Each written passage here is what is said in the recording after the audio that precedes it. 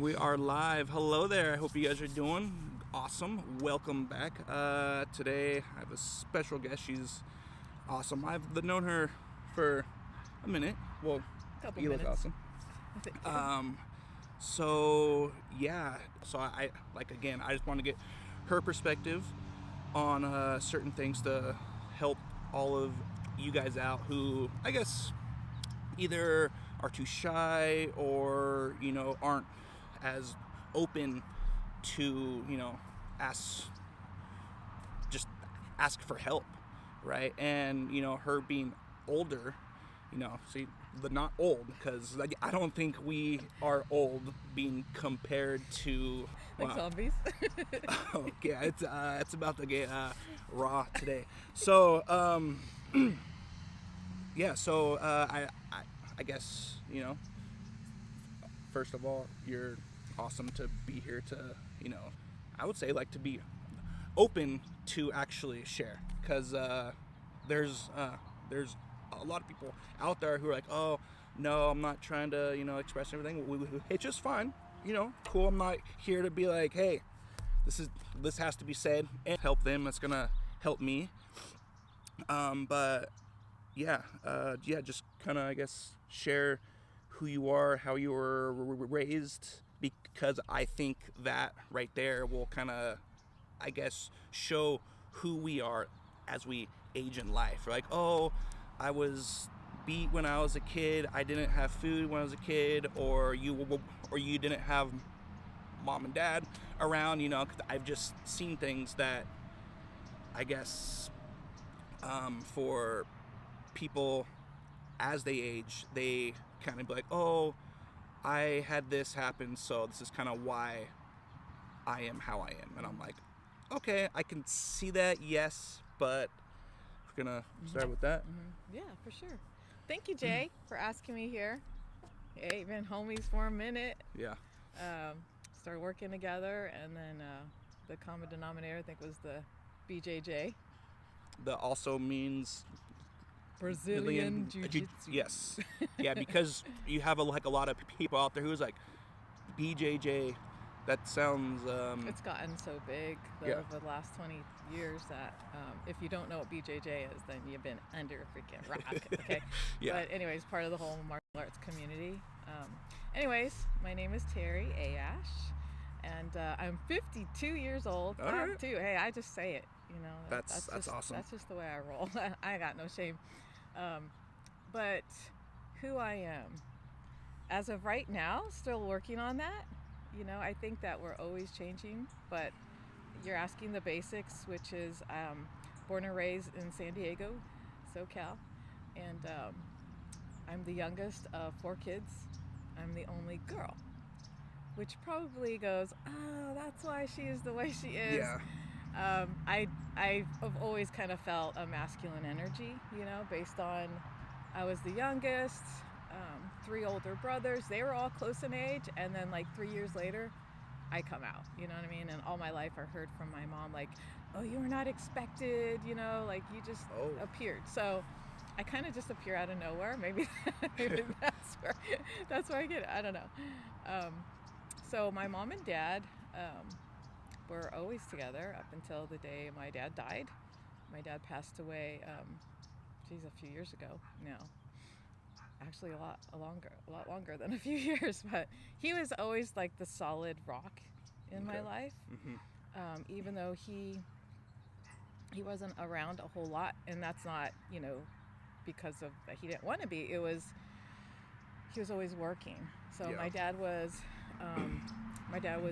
in the military. He served in the Navy, the National Guard, the That's Army. Awesome. He was a sheriff, and he took like his profession as law enforcement. Okay. It, I think, is where he found his place in life, because he just served the community in more ways than one. But he was a great person. Like, he had definitely the biggest impact. And I'll talk about my mom too, but I think I was more influenced by my dad, because him and I were always on that same vibe. Like, I could literally talk to him about anything. He was just cool. I never really got a judgment from him. Now, this is my personal take on how he treated me. My brother's take on my dad probably would be completely different. Yeah. Because he was pretty hardcore. Like, Mexican.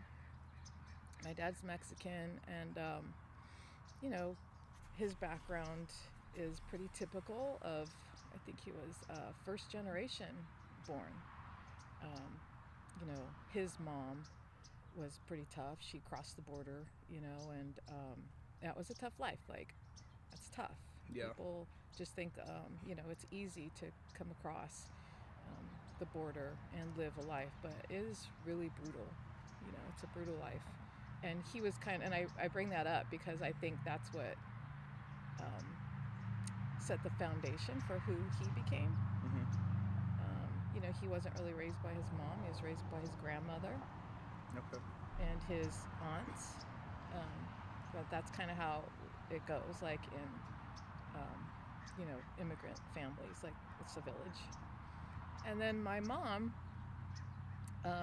simple woman, homemaker, housewife, although later on in life she started, you know, finding other purpose outside the home. So watching her, that was, I think, had a huge impact on my role as a woman, and especially because she had a lot of expectations on who her daughter should be as her only daughter. So I was taught, you know, always look pretty for your husband, you know, and always make sure the house is set. Oh, I mean, it's very traditional, beautiful. I mean, I still love that part. But I think it's a limiting belief, you know. But it's very common within our culture. My mom my mom is Spanish. I don't know why I'm stuttering on all that. Hey, you're like me. See, all of us have this problem either if we're sitting on camera or, you know, at work and you're trying to, like, oh, that's the CEO, or, you know, somebody higher up. You're like, It's like, they are human. They bleed. They just have to show up for a job and do something and go home. Yeah. So. Absolutely. And I'm freezing too. So it's like, I'm shivering. And I get colder too, and I get a little nervous. So too, like, that's how I get. All right. So anyways, we'll blame all that stuff. Okay. Going back to it. Excuses. No, I'm kidding. I'm kidding. And we're going to talk about those excuses and those limiting beliefs. So I'm just trying to give you a quick overview, although nothing I say is quick. Nothing I do is quick. All right. So with that, like, about her being excuses. Sorry. You are in the gym a lot. We're going to go into that. But, you know, her being older, I wanted to hop into that too. And, you know, she just shredded out. And well, I grew up in a time, you know, the 80s really was my grow up period, even though I was born in the 70s. So 70s, you're just growing up, like 0 to 10, like you're just, you know, learning how to walk and talk and, you know what I mean, who you are. It's not until after 10 where you're kind of discovering who you are, you know, even in the family space. Like, oh, I'm the youngest. Oh, this is why I'm treated the way I'm treated. I'm a girl. And, you know, I heard a lot of that stuff growing up was, you know, you're a girl, you gotta be in dresses. Why do you always wear black? Like, to this day, that's all I ever wear. Well, anyways, I always heard things like that. You know, you gotta learn how to cook, you gotta learn how to clean, you gotta learn how to vacuum correctly, right? So I'm a bomb ass like homemaker too. I'm just saying, you know, on that part, and I cook, and so I have all those traditional, you know, values.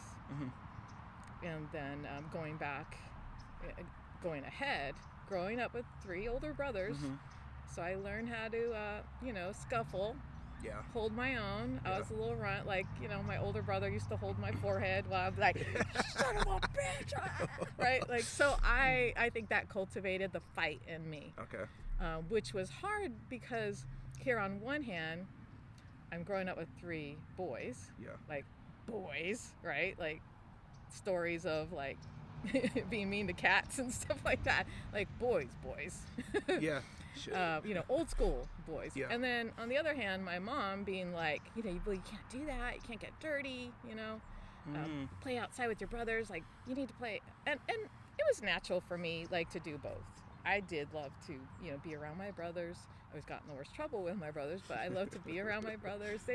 They, I think, probably formed me into who I am today more than my parents, because we're all really close, and we still are close today. Nice. My oldest brother passed away from leukemia when he was 32, which was another story, like another huge impact on my life. Sorry to hear that. Thank you. So getting back to it, that's what made me a little scruffy, I think. That's what made me a little hardcore. So I kind of have a tendency to have two sides, Yeah. like I can be really sweet and loving and kind, and also be like, yo, fuck you. You know what I mean? Like, it's just, split personality. I mean, whatever. Yeah. I've been told I'm crazy, but, crazy is as crazy does. I mean, it's just a matter of perspective.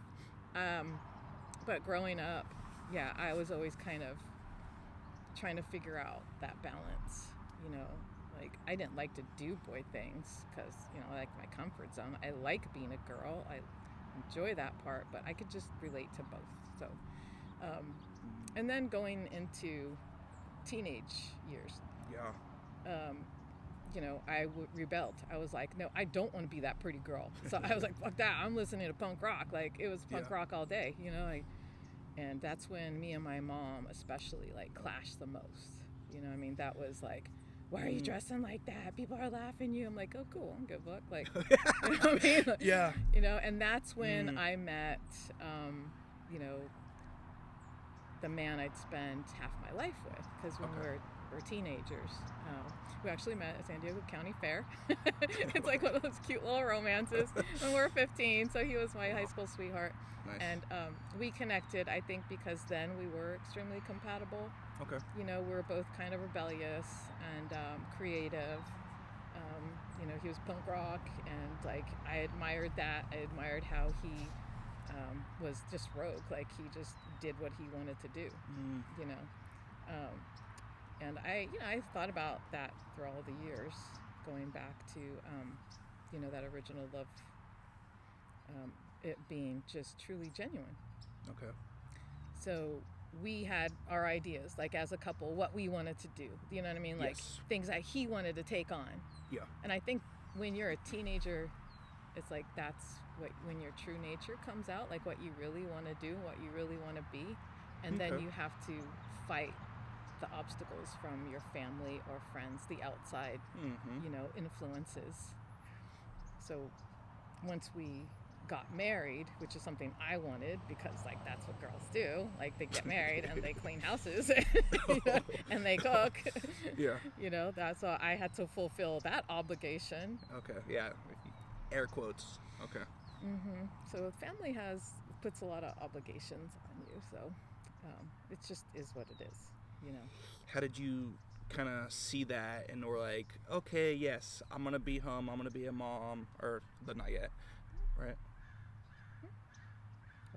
No.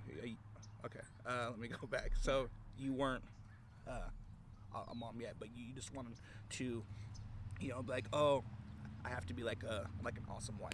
Right.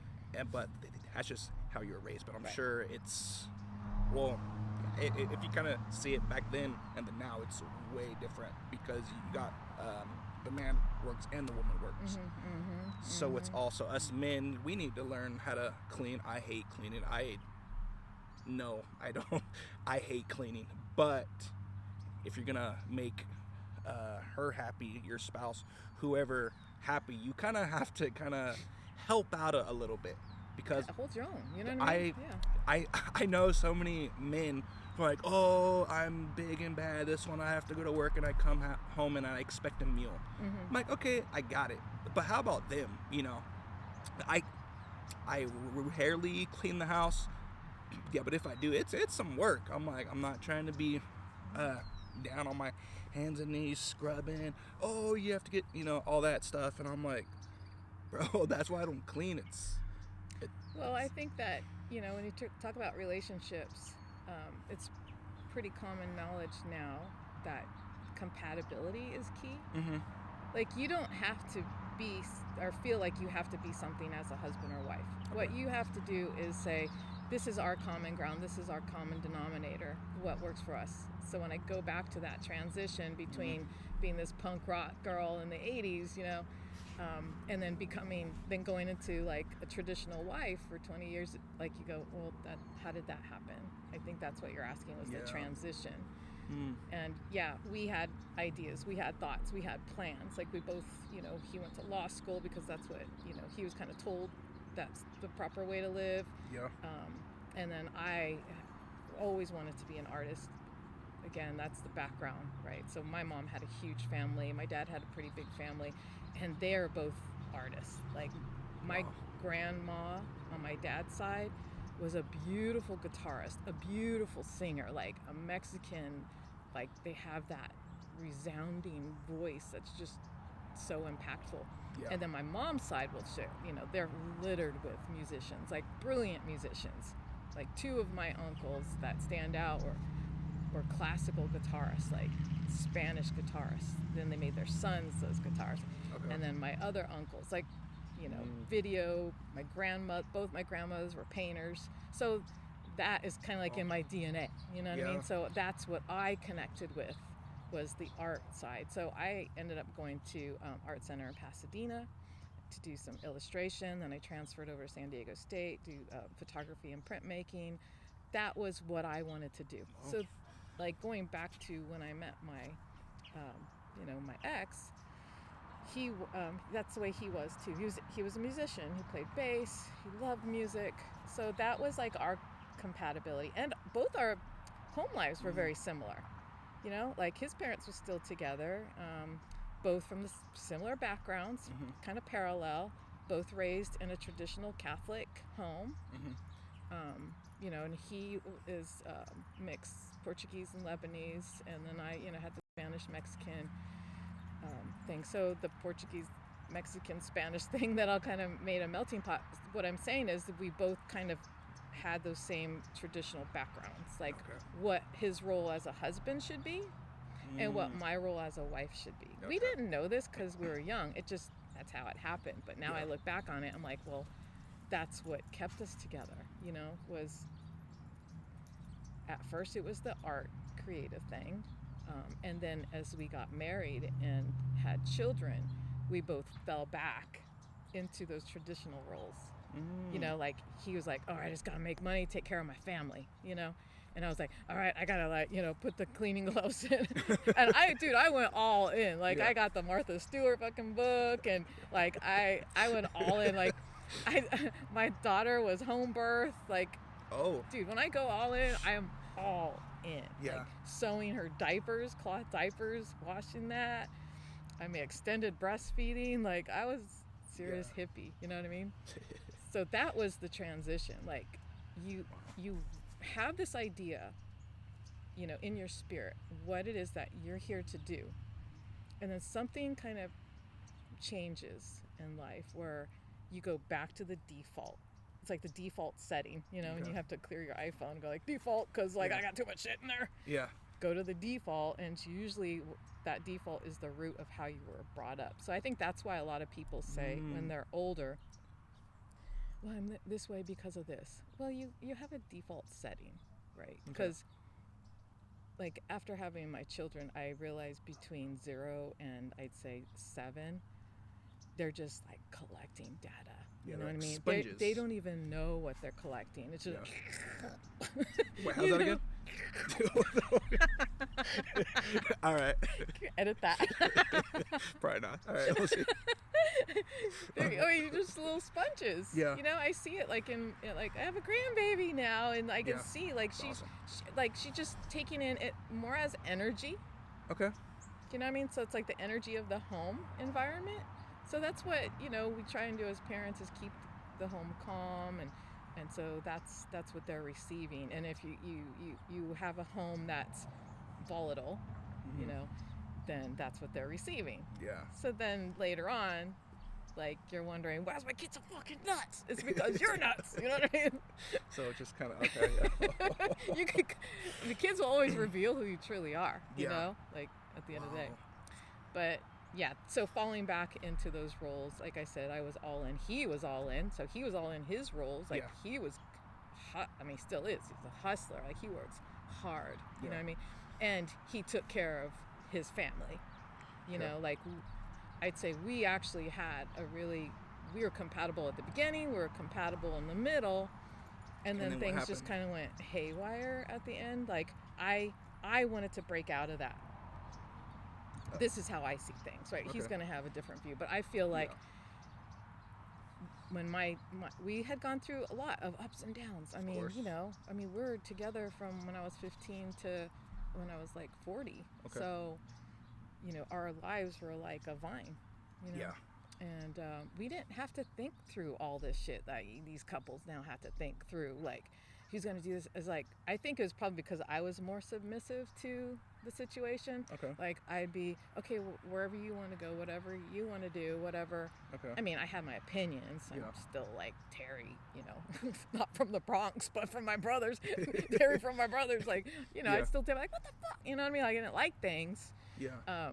But I still accommodated him.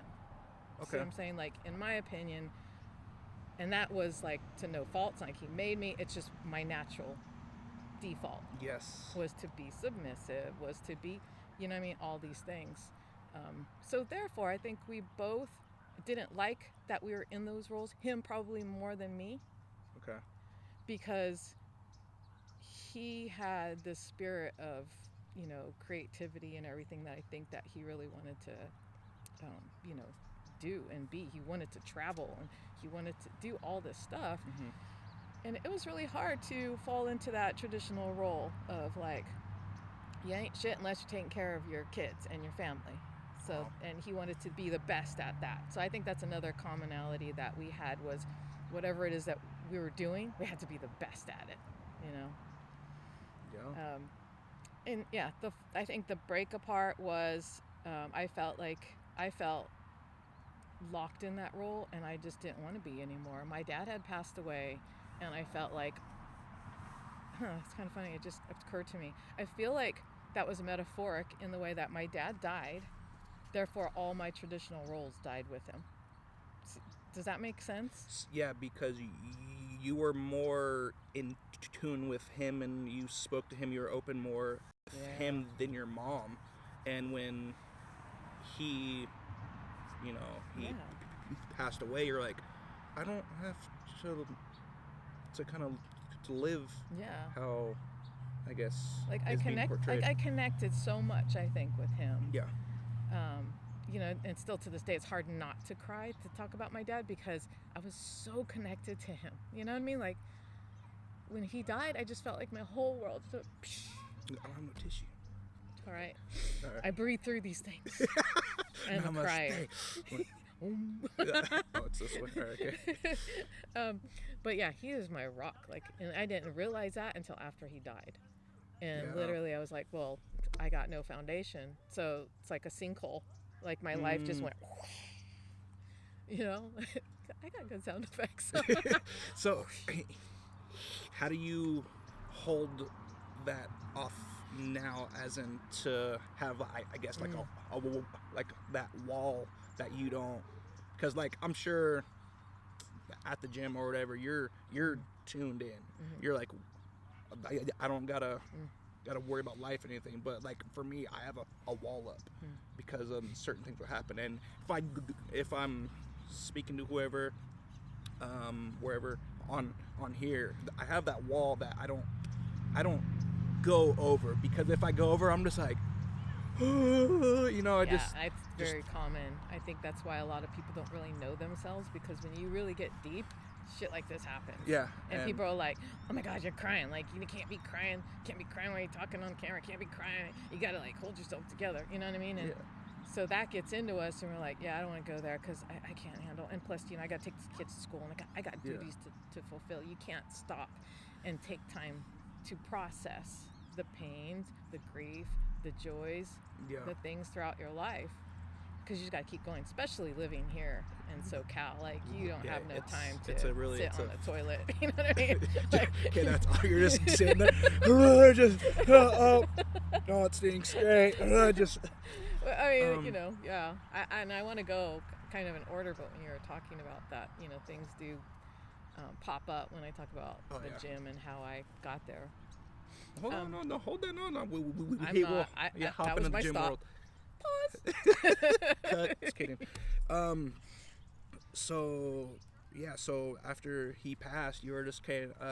I'm good. I wanna, I guess, live how you wanna live, or live how you think Dude, I just you went wanna live. hog fucking wild. Like I mean, I was gonna say, like he died, and like I said, it was like a sinkhole in Okay. my life. You know, there's like that little game that my son plays, like the sinkhole game, and it keeps getting bigger and bigger. Okay. Do you know what I'm talking about? Nope. I don't. It's a game. It's Okay. pretty cool, but it's kind of creepy. Like the hole gets bigger, and and as you go on, the whole like object of the game is to collect trees, and all of a sudden it goes into buildings, and all of a sudden it comes into like a fucking a whole entire like that's Yeah. how it felt. Yeah. Like Okay. it felt like a little pinhole. Like one event, which I don't really want to share. Like we're talking about there's one event that happened after around the time my dad got ill, and that was like the little pinhole in my floor. So when he died, it just kept expanding. Oh. And the further I got from that, like the braver I got, meaning you start to panic, like, oh shit, you know what I mean? Like I'm standing on a hole, like I'm on the edge. And then as it spreads, you get more comfortable, like I ain't dead. You know what I mean? Yeah. I was gonna keep going. Yeah. So it just kept going and going, and as it spread, I just like everything started falling into the hole. You know what I mean? Oh. I drink. Everything started falling into the hole, and it's like I just went with it. I'm like gobbling up everything. Fuck everything. Let's just burn it all down. Burn this house down. You know what I mean? Like So it got crazy. don't burn your house down. This is just her talking. Please don't. No, I'm saying this. I'm saying this to make people aware. Yes. Because awareness is key. I wasn't aware. I was just going. I was reacting. I was reacting. So that's why I say it's so important to settle yourself down. Even as like my son is 9, my little guy. Yes. He's 9, and now is the time where he's starting to see an awareness of how he fits in the world, right? Okay. And so now I'm like, okay, now you need to partake in some meditation. Go back into yourself. At Be that rooted age. at Wow. this age. Okay. And it's not formal. Like I'll just have him in the room while I meditate. That's Or I'll awesome. put like some music on his, his speaker in his room while he's going to bed, just kind of meditating music. Yes. And I just want him to be sure of who he is in the world so it doesn't fall apart. Wow. Okay. Because what happens is we go along with these roles, we go along with stuff in life, and then something happens just like that, the finger in the dike, that saying, like the finger in the dike just pops out, and then the little trickle of water, and pretty soon the whole fucking dam is like. Yeah. Okay. So that's what you want to avoid in life. You got to, this is what I'm so like strong about now, is be who you want to fucking be, because that shit ain't gonna be stuck in the prison very long. Because what happens is you start going along and be like, oh yeah, I'm a do-gooder, and this is the way I'm doing, like I'm living life the way I'm supposed to, la-di-da-hee-hee. And all of a sudden something happens. You're collecting people during that lifetime. Okay. You're having children, you're making friendships, you're building businesses, and as soon as that finger comes out of the dike, all that shit just falls apart, and you're taking all those people as collateral damage. Yeah. Pause. You're like, that was big, right? That was intense. All right, so let's kind of go fast forward a little bit into adulthood. So let's, I guess, go after where you guys split up. How did that, you being, I'm free up to a point, how do you kind of see it now, having a child? After that. Yeah. Well, again, I brought we had 3 children. My husband and I had 3 children together, and we raised them the way we always wanted to be raised. Okay. Which is to hear them, to empower them, to give them a little bit of everything. Like, in my opinion, all 3 of my older children are extremely worldly thinkers, universal thinkers. Like they think about everything. They think through things. So more open. They're very open. To on information. Yeah. And then again, we took those traditional roles of I was the loving, doting mom, Of course, they'd see Godzilla every now and then, but I was that loving mom, and I still am, because that's my heart. I love my kids more than anything. So bringing them up that way. So when I fell into the sinkhole, like I think it just really confused them at a time in their life when they're starting to find out who they are in their life as teenagers. It's like, whoa, mom went from saint to Satan, like real quick. You're like, how does this happen? So that can appear to them as it being fake. It's like, no, that was my role then. I loved it. I was present solidly and being the best mom that I knew how to be to them at that time. Mm-hmm. And yeah, so when my dad died and I fell into the sinkhole, it went crazy. And after that, like, I felt strong, empowered. I could do whatever I want to do or whatever. But then I feel like the energy of God just shut that door on freedom.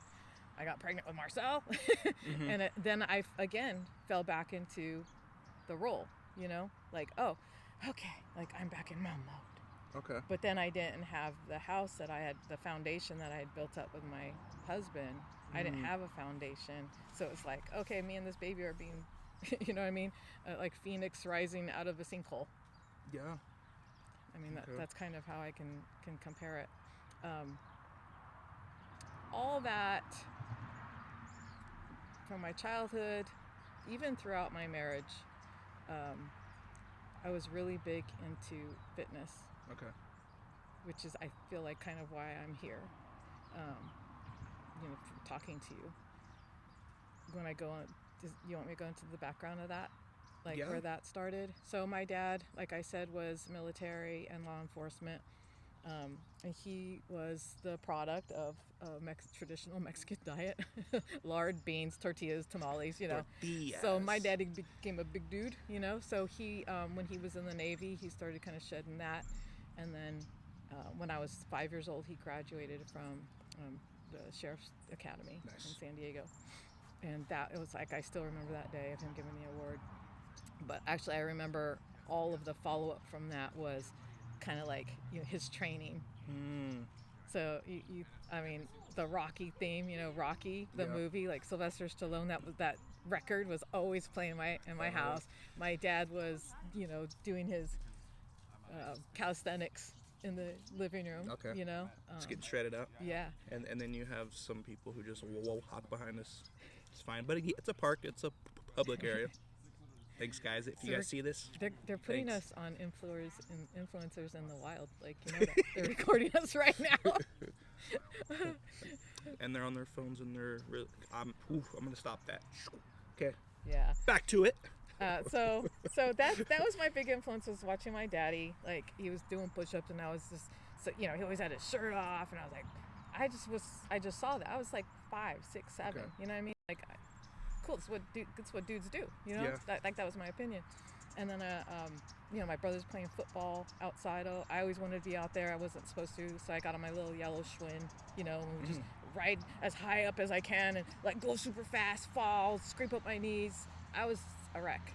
And then when my dad would go out running, and this is where I still say this was my love of running came from. He loved to run, and he always talked about that runner's high, right? So I'd be right behind him. I'd be like 7, and I'd be running. And what got me out of that turmoil of the sinkhole was running. And I reconnected with my dad in that way. Wow. I went back to running because when I was little and I'd run with my dad, he was in the zone already. He was like, and I'd be behind him. I'm like, trying to keep up. Yeah. And then, like, we lived in La Costa, and they had this, on Alga Road, they had this long incline. And once he hit that, he gone. Like, Dad gone. I'm like, Daddy! Hey, Bobby! And he'd be like, go home, baby. Go home. Go home. Like, I was so mad that I couldn't keep up with him. Oh, okay. Like, that made me mad. and I would cry all the way home, like, stupid little legs. You know what I mean? Like, I'd be so mad. Yeah. I'd get home, my mom would be like, well, you can't be running with your dad. Like, she's still, she's very limiting. You can't be running with him. I'm like, why not? I can do anything. I'm big. You know what I mean? Like, that became a little bit of a joke with my brothers and even my ex. Like, I can do it. I'm big. But I'm all like, what, 4'8", 4'9"? Like, that's how tall I am. Yeah. She's small. So all my life, short. Okay, I was kind of angry that I couldn't do things. Okay. So it made me even more want to do things. Like, don't tell me I can't fight with my brothers. Don't tell me I can't run with my dad. Don't tell me I can't do. Don't tell me that. You know what I mean? Like, it just pisses me off. Yeah. So that was where that came from. And looking back on my life, when I started getting out of the sinkhole, running, I would actually get visions of my dad and me trying to catch up to my dad, you know what I mean? And, and hear his voice. And I would kind of get into that runner zone after like the 3rd mile, and I'd fucking just run for like 10 miles every day. Like, just running, and then you just kind of go into the zone. Like, I love running, but it messed me up because I had started doing trail running, and my hips and my joints, I was like, yeah, this isn't good. And I always did that. Like, even when we were married, we did, my ex loved martial arts. Okay. When we were teenagers, he used to go like ninjutsu school and stuff, and nice. I thought it was like totally nerdy, but I was like, okay, like, do your thing. Like, take off for the weekend. Okay. Yeah, and then so later on, that started coming out with him. And he introduced, he found a studio in Escondido, Hungar Kung Fu. And he was like, I was like, yeah, I'll do it. I'll try it. Like, I got fat, like having kids and whatnot. And it's just what mom life does. Like, you're eating the rest of their food. And my daughter had gotten sick when she was an infant, so we were in the hospital a lot. And so I was eating a lot of junk. So once he got into that, which was great. I mean, I love martial arts. Like, I love it because I was listening to you talk on that podcast the other day, and how you were saying it just brings out so much more. You have to think, you know, it's body awareness more than anything. I love that. All right. So sorry, I wanted to stop you there because I'm pretty sure I'll get kind of feedback, like bad feedback on what I said. Like, being at the gym is easy. It is easy. Okay. Dude, that's been resonating since you said that. Okay. I'm like, so I see why you said that, though. It's easy. Yeah, you pull and push weight at different angles. So if you're puss. I won't want it. So okay, but no, I see what you're saying. But so how do you kind of see that being compared to actually thinking? Yeah, you can be at a certain angle, like, oh, I want to activate my front delt, my back, my lats, all that kind of stuff. Yes, I get that, but as you're about to get either beat up, get socked, get choked, you have to think about certain escapes. Oh, I need to be here because he doesn't have this grip, or he's off, but I don't think he can see that. So how do you see martial arts is a lot about reacting, counteracting, responding in an instant, because it's your life. And you have to, martial arts, you got to control the adrenaline, right? So that's where it's like you got to keep calm and keep focused, because as soon as you get into fight or flight mode, like, all thinking shuts down. Go. Right? Just go. You don't. So the training of martial arts, from my experience, has been more about the thinking aspect of how to escape, how to resist. Like, Kung Fu is about resistance, and then, Jiu-Jitsu is about escaping. It's not about fighting back. It's about removing the energy that comes toward you, and being able to be so skilled in that way, and to eliminate that threat in whatever way that the art is teaching. Yes. You know what I mean? Like, Kung Fu is stand up. It's about distance, and then moving that distance away from you. And then if you're gonna go in, you go in and attack, like, right there. Yeah. You know what I mean? And then, like, Jiu-Jitsu, I didn't really find much of a difference either.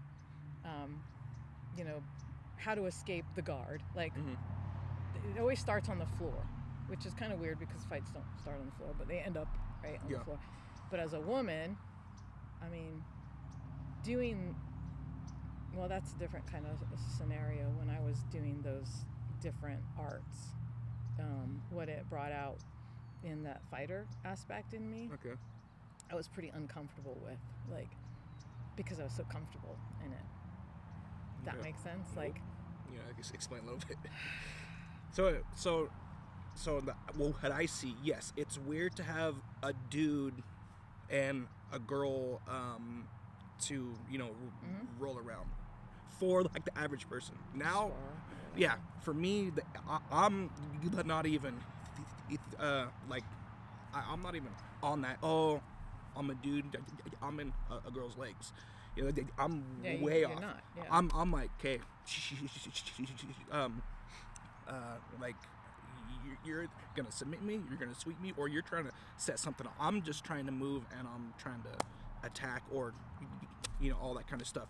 How did you see that? It's the same. It's about positioning. That how you were kind of seeing it as, and you're like, okay, there's a dude I don't know. He's here in my area. Lots of experiences. You're like, that. oh, he's got his thing here in my face. You're like, which usually stank. Oh, like, dude, go watch your fucking jujitsu, man. Like, look, I'm real. You know what I mean? Like, but I see what you're saying. It's the same. Hygiene is key, please. Look, the what nails. Professor Montero, like, that was my professor, Nelson Montero, Encinitas, BJJ. He's awesome. Anyway, that's what it's the same thing about positioning yourself. Mm-hmm.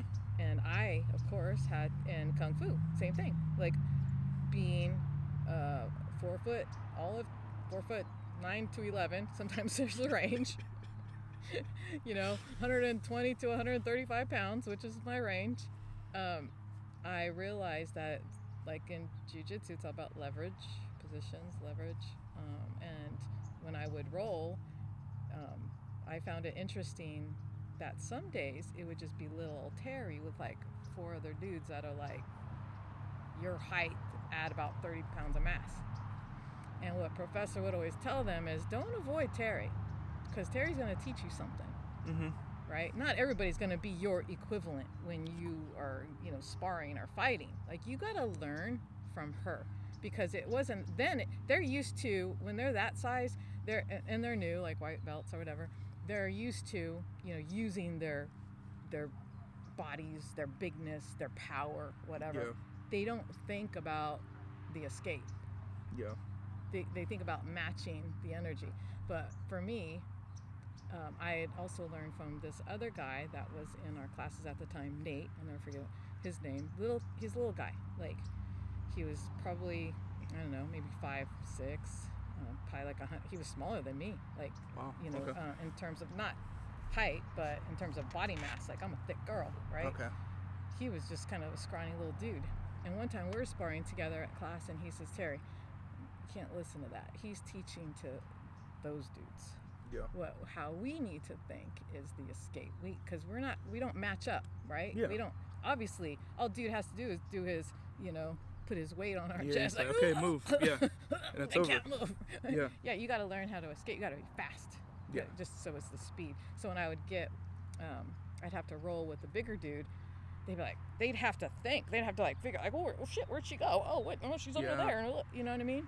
So the harder ones, and the chicks weren't any different. Like, the bigger chicks would avoid me too.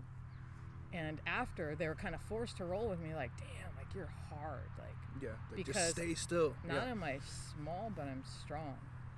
Like, I was even before weightlifting. I was always pretty strong. So like the chicks, like, I would just do other things, like, like squeeze through use my elbows and my energy. Like, it was hard. Because the bigger chicks, they're like, oh yeah, I can go with the bigger dudes. But I always knew I had a disadvantage of my size. I remember one time the class had grown bigger, and we'd gotten a few brand new people. And Nelson says, yeah, Terri, go with that guy, because no one was picking me. Nobody wanted to go with me. Oh, you're a girl. Oh, you're an older woman. Like, you ain't shit. Yeah. Right. They're like, we're going to learn from these other guys, these purple belts and everything. And I was like, that's cool. I don't give a fuck. I roll with the teacher, because every time I just end up rolling with him. So I ended up knowing more. Yeah. I'm rolling with, with a 4th degree black belt. Yeah. So that's cool. I'm down with that. So anyways, there was one time where a guy was like his first class. And he's like, yeah, Terri, you take that guy. And I was like, oh, fuck. I know what happens. What, They're like, I ain't going to roll with no chick, Okay. right? So I'm going to go all in. I'm going to hurt her. I got a lot of those guys. Like, they just want to hurt me. And I'm like, dude, you ain't doing shit I've been through. Like, What's up? Yeah. I was in a tough marriage and I had 3 older brothers, so they can't do nothing to me. Yeah. But yeah, he ended up just coming straight at me. We were supposed to stand up and take him down with a sweep, and he didn't know what the fuck he was doing, so he just like ran in, and I had braces at the time, busted open my mouth, and the blood was like all over, and I was just like, it made me so angry, like this stupid fucker, like you know what I mean? Like that's when you're running out of adrenaline and you're not thinking. So that's I have to go back to positioning, leveraging, and thinking outside, and rolling with people that had that open-mindedness. That then after that, then they wanted to roll with me more and more because they learned like how to escape, and they would use that maybe to a more compatible opponent. So with that, I have also seen, when I would roll, you have brand new people, they spaz because they're like, boom, they just do that. So with that, us being higher, I won't say higher. We know a lot more. So for us to actually see that, be like, okay, they're newer. We just kind of have to be aware that that's something that can happen, because this is a story. Really, birds? Come on. When I was rolling with some guy, I didn't have like okay, let me go back. When I was, about to, like roll with that guy, I got him down to the ground, just not super tough or whatever, but I was on top, and of course we've been doing a certain move, a certain like reps, certain amount of time, like thousands of times, right? So I should have known when I had this guy's arm across, I was going for either a choke, or whatever. He came back like this hard because if you like on somebody, it's just like a response, it just makes perfect sense. If you push, they're gonna tighten up, come back, or in this case, his elbow came and hit me in my tooth, and it was gone. Same thing. Yeah. I'm like, well, you just, it was, I'm like, bro, now I have to go get it, repaired, and it's not cheap. That's how you learn, like, that's why you have a lot of the black belts wearing mouth guards. Yeah, And, I have one now. It costs me like $5,000. Dang.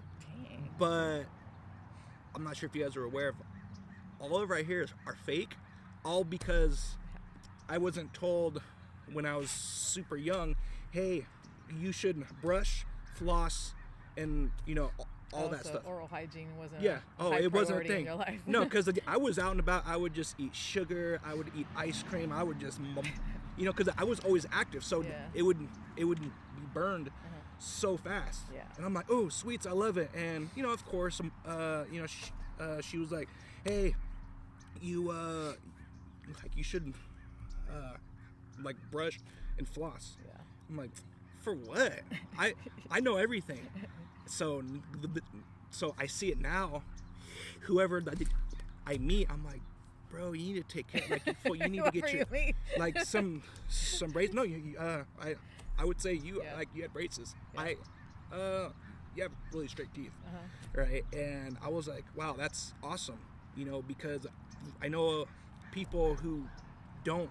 They're like, no, it's my teeth. Well, a lot of that has to do, I think, of body chemistry too, because I oral hygiene wasn't a huge priority. Of course, we had to brush our teeth at least once a day, twice a day. Yeah. But I wasn't taught flossing until I went to the dentist later on, and but I had a shit ton of cavities. You know what I mean? Like, because Mexican diet, man, we like our sweets. We like a dulce de pan and stuff like that. Like, hey, we eat that. The rice milk or chata and stuff. So that, I try and stay away from that. The oral hygiene, I think I kind of got lucky at the end, and I had a lot of cavities. I had to do a lot of work on my my teeth. Yeah. A lot of money. It's not cheap. Ain't cheap. So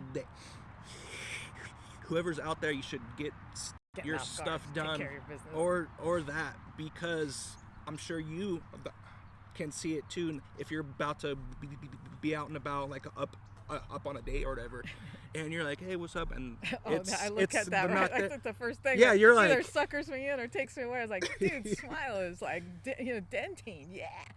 You know what I mean? Like that'll get me like, dang, his smile is bomb or whatever. Or as soon as like I'm thinking he's hot or whatever, like, never. You're like, I can't put my mouth on that mouth. Yeah. Like that. Or it's like, hey, Like, how are you? That's a big deal. It's like, you know, what's the other thing? I know we're like, it's like ears. I always look at a dude's ears. oh, Like, what, is there wax coming out? Oh, wax. You know what I mean? Like, So how clean are his hygiene ears? is huge for you. And in a second, we will hop into. Actually, let's do it right now. Well, I want to talk about gym stuff. yeah, Jim. So, how do you think you, being a female, should know some art, some kind of self-defense, either to escape, to be like, oh no, let's say they get out of park. You're like, okay, I have to be aware. I'm but kind it's of probably a bad person to ask that because my opinion is not a popular one. as in what? I believe that a woman should go into martial arts for her own mental and emotional health and well-being rather than protect this. We ain't, I don't care how big of a badass you think you are. You are no strength compared to a man. So yeah, if you're going to go into that, it's good to learn how to escape. But thing is, you got to know how to avoid getting into those situations. So being aware. Uno. Primero. So you got to know how to avoid situations. So I think that is really hard on this coming generation, is because the girls under me, like I'm not talking like teenagers, I'm talking like 30-year-old girls, like, and 20-year-old girls who, are like badass. I can go wherever, I can dress the way I want, I can do whatever I want. Like, yeah, you can. Cool. Wear that shit in the gym. That's fine. But don't be getting pissed when you're getting the wrong attention. Or because, men work on a different level, like in terms of nature. Like they're affected naturally by a vision of a woman and a woman's body. Like nature takes its course with them, like, and then all thinking shuts down. Unless they're like truly disciplined and like, I'm not kind of guy, or he'll look away, or he'll say something negative in his mind. It's like, to bro, avoid it's her. right in front of me. What are you doing? I'm gonna have my mat turn this way. Yeah. But like, of course, you have something like, hey, I'm gonna be here every day at your time. Like I've never been comfortable, even in jiu-jitsu. I was kind of always self-conscious about my body anyways, since I was a thick girl and growing up in San Diego with a bunch of really thin blonde girls. I always felt a certain way about that. But that aside, I mean, yeah, you can blame all that, but for me, it's, if I'm showing my body, it's for a specific reason. It's just not out there like that. Every now and then, like, I'll wear some shorts and tank top, but like in the gym, when I'm putting myself in certain positions, like, I'm not going to be aware of it. Yeah, or you know what I mean? Something. Yeah. Squatting, deadlifting, like the most I'll do is some shorts. But if you have gotten like breast augmentation or a BBL or whatever, and you're proud of it, you're spending all that money on that, so they're going to be out. But just be aware of the effect, the primal effect that's going to have on other people, men and women. Because I'll see some gorgeous women too. Like I am, anyways, I'm not attracted to women like that at all, but I'll see some gorgeous women and they're like distracting for me, and I'm a woman. I am not like that. I'm like, dang, I can't stop. Like, I just have to work over here because she just keeps getting my attention. If a dude grabs my attention, I'm all for it. I'm like, yeah, I'll just sit and watch him. You know what I mean? But is that you being not okay with who you are, or you're just like trying to? Well, I'm saying it in just the distraction. The distraction. But like that's the topic. Like I'm keeping it on. Like I don't care what they. Well, I do care that they wear pajamas. to the gym, but You're like, that, you're that was overheating. on my No. post the other day on my Instagram. I'm like, what the fuck are you guys doing wearing pajamas to the gym? But anyways, when I'm talking about like the woman's role Okay. in the gym, what women expect, like you got to be aware that you can't control the external environment the way that you think you can. Mm. So you can absolutely wear and do whatever it is that you want, but you can't be in control of people's reactions. Yeah, and like with that, I would say if you live in a certain spot, like a certain area, and it's upper class, it's good. Anything can happen. Doesn't matter where you're Yeah, at. exactly. Dude, like we were in when I lived in Tennessee the last couple years, and the first time I walked in Gold's Gym, there was like signs everywhere saying women, a dress code. Like Oh, women okay. weren't allowed to show their midriff, guys aren't allowed to wear the razors. Like Okay. there's a dress code. Oh wow. You Okay. know, and I was like, that's weird. Like I'm coming from the gyms I go to, like Metroflex. You know what I mean? Chicks are all out there, you know what I mean? And that's just, we're in bodybuilding mecca in the SoCal world. Oh, yeah. So we're just used to seeing all bodies, Yeah. you know, and whether a dude controls that or not. And also it has to do with the woman's energy too. Because you'll have women that It's who she is as a person, what she's like what she's giving off. Okay. And men, I think, what their energy, like what they give off to a person too. Because I'll see some chicks there who who are wearing pretty skimpy outfits, and they're very much to themselves. They're not trying to be rude or anything. Like there's some chicks who wear the hats, like all like in clandestine, like, okay, I'm gonna not be watched, but I'm gonna watch you, and I'm gonna have my titties out. Like, okay. Yeah. But there's other girls who are like, they got their hair up, they got their ponytail on, they got their things going on, and they're to themselves. They're there to work, Yeah. right? So most guys will respect that. Like, okay, she's Most, beautiful, yes. she's pretty, like, but she's just putting in her work. She's not giving off any like bad energy. She's not Yeah. giving off like the, get, like those chicks like, get away from me. Like, I know I'm hot, but don't be. You know what I mean? Like, but there's girls who genuinely like, hey, I'm gonna wear what I wear, but I'm not giving off that energy of like, come and Okay. get my attention. Like, you got to know the energy that you're putting out too with what you're wearing and what you're doing. I mean, how do we get on the topic of gym wear etiquette? Got the gym. I don't know. But talking about, like you were saying,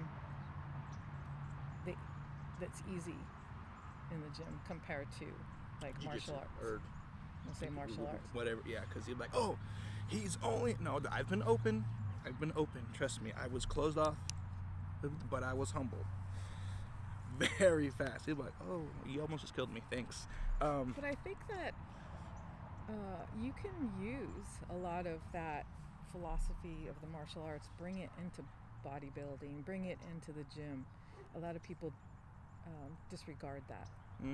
Like, I follow this one guy who's really into that, Kalichi, Human Engine. You guys should check him out. He is like an enormous wealth of information, and he truly believes in like the whole energy and manifestation, and how to build muscle. Well, I was attracted to, I could get into this, like the gym and what it was for me, how I got into the gym, because I was into calisthenics with my dad, Okay. and then martial arts with my ex, and then I went into yoga, Ashtanga yoga. I totally got into that. And then how I got into the gym was actually through running, because like I said, I would run a lot, and then I'd go, trail running, and got all jacked up, bad. Like, so I was doing ibuprofen, like popping ibuprofen pills all like every day, so I was in so much pain. I was like, yeah, it does not age. It's just what I do with my body. Yeah. So I decided to take a break. So I took about 6 months off doing anything. Then I started running again, and I started reading like the runners magazines, and they were talking about how weightlifting can increase your speed, increase, everything. And I was like, well, that's kind of cool. And I always admired the chicks with muscle. I was either kind of chunky or I was thin from running. And I was like, oh, well, I'm just going to start doing that. I wanted to run faster. I started competing against myself. Like, I want my time that it took me for that mile or that 5 miles to be faster every time. I didn't give a shit if it was 30 seconds. I've just always me versus me mentality. That drive. Because I've always liked that solo sport too. Okay. Like just competing against myself and making myself better. So I always did that. So I joined Fitness 19 and Wildemar, and I was like, I'm gonna do this. Like, I'm reading the magazines. Like, I had to learn everything on my own. Like, I had no fucking clue whatsoever what anything in the gym was. Like, all I knew was, oh, there's that thing, which was the treadmill. Like, I had in my home. You're like, okay. I just go to that, and then I go, well, I'm just gonna spend some money that I don't have and get a personal trainer at the gym. And it seemed like every time I got a personal trainer at the gym, it was the same shit. Well, let's see how many push-ups you can do in 60 seconds. Let's see how many pull-ups. I'm like, I can't do any of that shit. I don't care about all that. Like, I know how to, I can't do a push-up. I know that I can't do a pull-up. Yeah. But I want to know about what all that stuff does. Yeah. You know? All the and they're certain like, yeah, and it just never got activation. that way. Okay. And that was very frustrating. So then I'm like, well, I'm gonna have to learn it myself. And of course, you know, by then we were blessed with YouTube, and I started following. Oh, so this is. So I'm we're not gonna say way back when that was bad. well, dude, yeah. I mean, I'm that old, so I remember when YouTube came out. You know what I mean? But by then it was 2016. I came back. At that time, I went to Alabama. I came back from Alabama, and it was, you know, through another breakup, and I was like, what do I do? Go back to running. Go back to running. Oh, and you then, went, okay. yeah, so then, The default, you went back to yeah, default. I went back to running. Okay. Like, I'd put my baby in the stroller, and we'd just run for miles and miles and miles. Nice. As long as he had snacks on the bottom, we were just running. And he loved the outdoors. He's like, That's cool, awesome. I'm sleeping. So when I got into the gym, again, tried a trainer. I tried doing an online trainer. Okay. I was like, oh, I follow these guys on, I don't remember what platform it was at that time, some social media. And I bought a plan from two different guys, same setup, and super cool. They had like where you could, you know, send them something like a Snapchat. It was a different platform, but it was like a Snapchat of you doing your workout, and he'd send me the plan, send me the meal plan. And I was like, I don't know what the fuck that is. Like, I don't know what's a bent over row. What's a leg curl? Like, I had no idea. So I actually made a binder. I started this in Alabama. I had a binder, and I looked at my program. So we had like, you know, first phase was 3 sets of 10, you know, leg extensions. Okay. Google leg extensions. Okay. Print, you know? And so I actually did a paper like yours, like a layout that said leg extensions, and showed like a diagram of a chick on the machine, you know, and then, you know, hamstring curls, showed a chick on the leg. So there I was in my friggin' binder. I walk into the gym in Alabama, and of course there was like a plethora of friggin' monster dudes in there doing their thing. And it was cool because the gym that I found in Alabama, they actually had a little woman's room, like just for women. I think that is awesome, dude. Like, if I could do a gym, I would do that, because there's a lot of women, even as a trainer now, who are so uncomfortable. Hint to whoever out there is about to I want to open a gym, so if you want to be my investor, yeah, let's talk. But it was cool. I can't remember the name of the gym, but it was huge. Like, it was a big gym, and you know, all the guys, and it felt intimidating because I didn't know any of the exercise, and here I was like a nerd with my little binder, 3-ring binder. You gotta start somewhere. Flipping. I mean, I didn't get any disrespect, although my freaking headphones were stolen from that gym. But anyways, I didn't get any disrespect in that way. And I would go into, it was like a closed door. It was the women area only. Yeah. And that's what I like about the South too. Like, they have more respect for the gender differences. But anyways, I went in there, and there would be maybe 1 or 2 other women just kind of doing their thing. I'd go in there with my binder, I'd do it, and then pretty soon I was so comfortable in there, I started talking to the other women. So at that point where you were like, okay, I somewhat kind of know what's happening, is when you were like, oh, I could actually ask people. So yeah, I started getting more comfortable. So as you first were, I guess, about to be into the gym scene, you were like, okay, I don't want to speak to anybody because of who you were, or you were just shy? No, or I tried. I hired personal trainers in the gym, and I didn't get what I wanted. For that, if you were like, okay, run, and you're like, oh, there's so many machines. No, I was very intimidated. I was very scared. So I asked that because I still will meet certain people. They're like, I don't want to go to the gym because I don't know what I'm doing, which makes sense. Yeah, you got to step out of that mindset. And to actually be open to learn. Be like, oh, this is... Or empower yourself, like I said. Yeah, you just go online, and now there's like a billion ways to do a fucking deadlift. Like, So now, even as a trainer, if I want to reference a YouTube, I have to filter through 500 how to deadlifts. I'm like, no, that sucks. No, that sucks. And then I go, oh, I like my way. So, you know what I mean? I like to do that. So at what point do you see that, you know, like, oh, I can go on YouTube, Instagram, or, you know, wherever you want?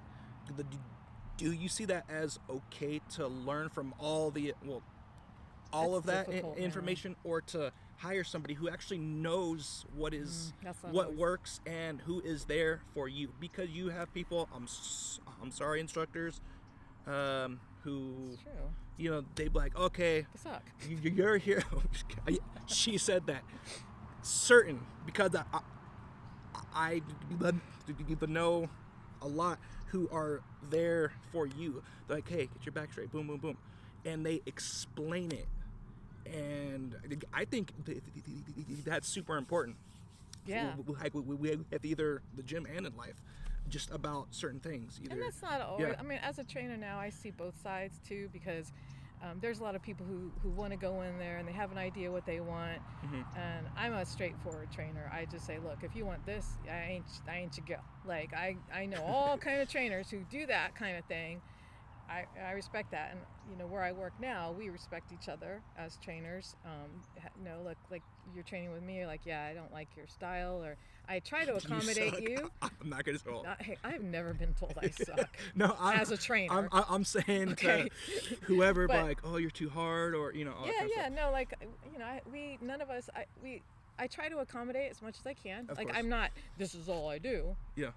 But I know there's certain things that it'll be really difficult me to constantly put in their program, because it's just not how I naturally program. Like, I can adjust hypertrophy, strength. I mean, I can adjust whatever plan that I put them on, tailor to that person and that skill level.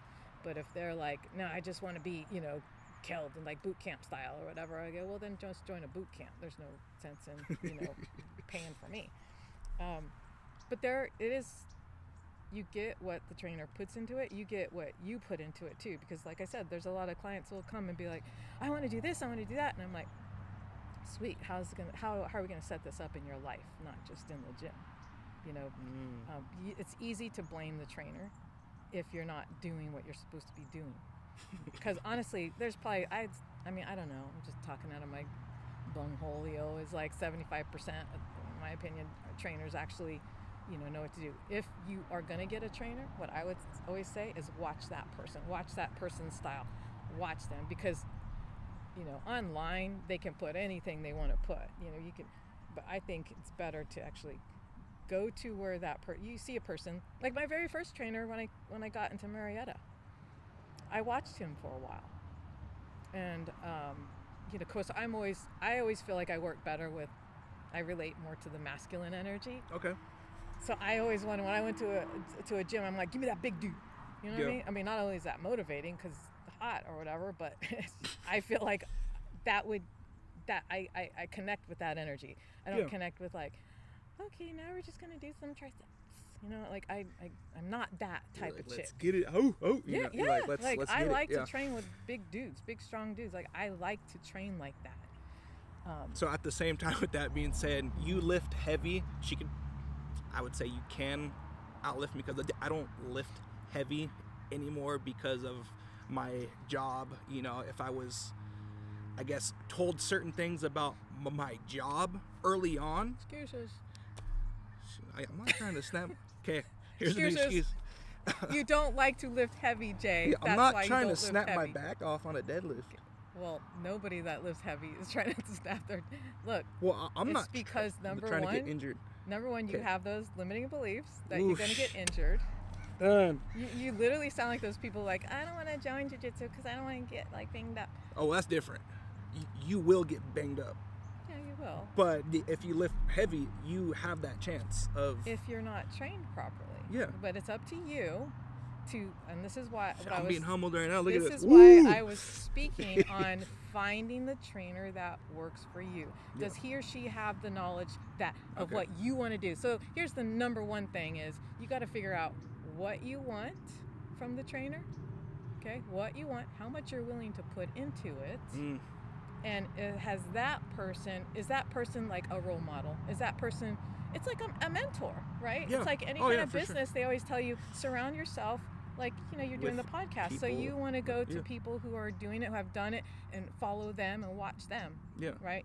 So that's kind of, yeah, I did say I go to the men ones because I admired the physique. Yeah, I do too. And I I'm like, wanted to make sure that shredded. I went in there to make my runs quicker. Mm-hmm. That was the original idea. Okay. Started doing that, and then I went into it going, well, I need something to take my mind off of other things. So Yeah.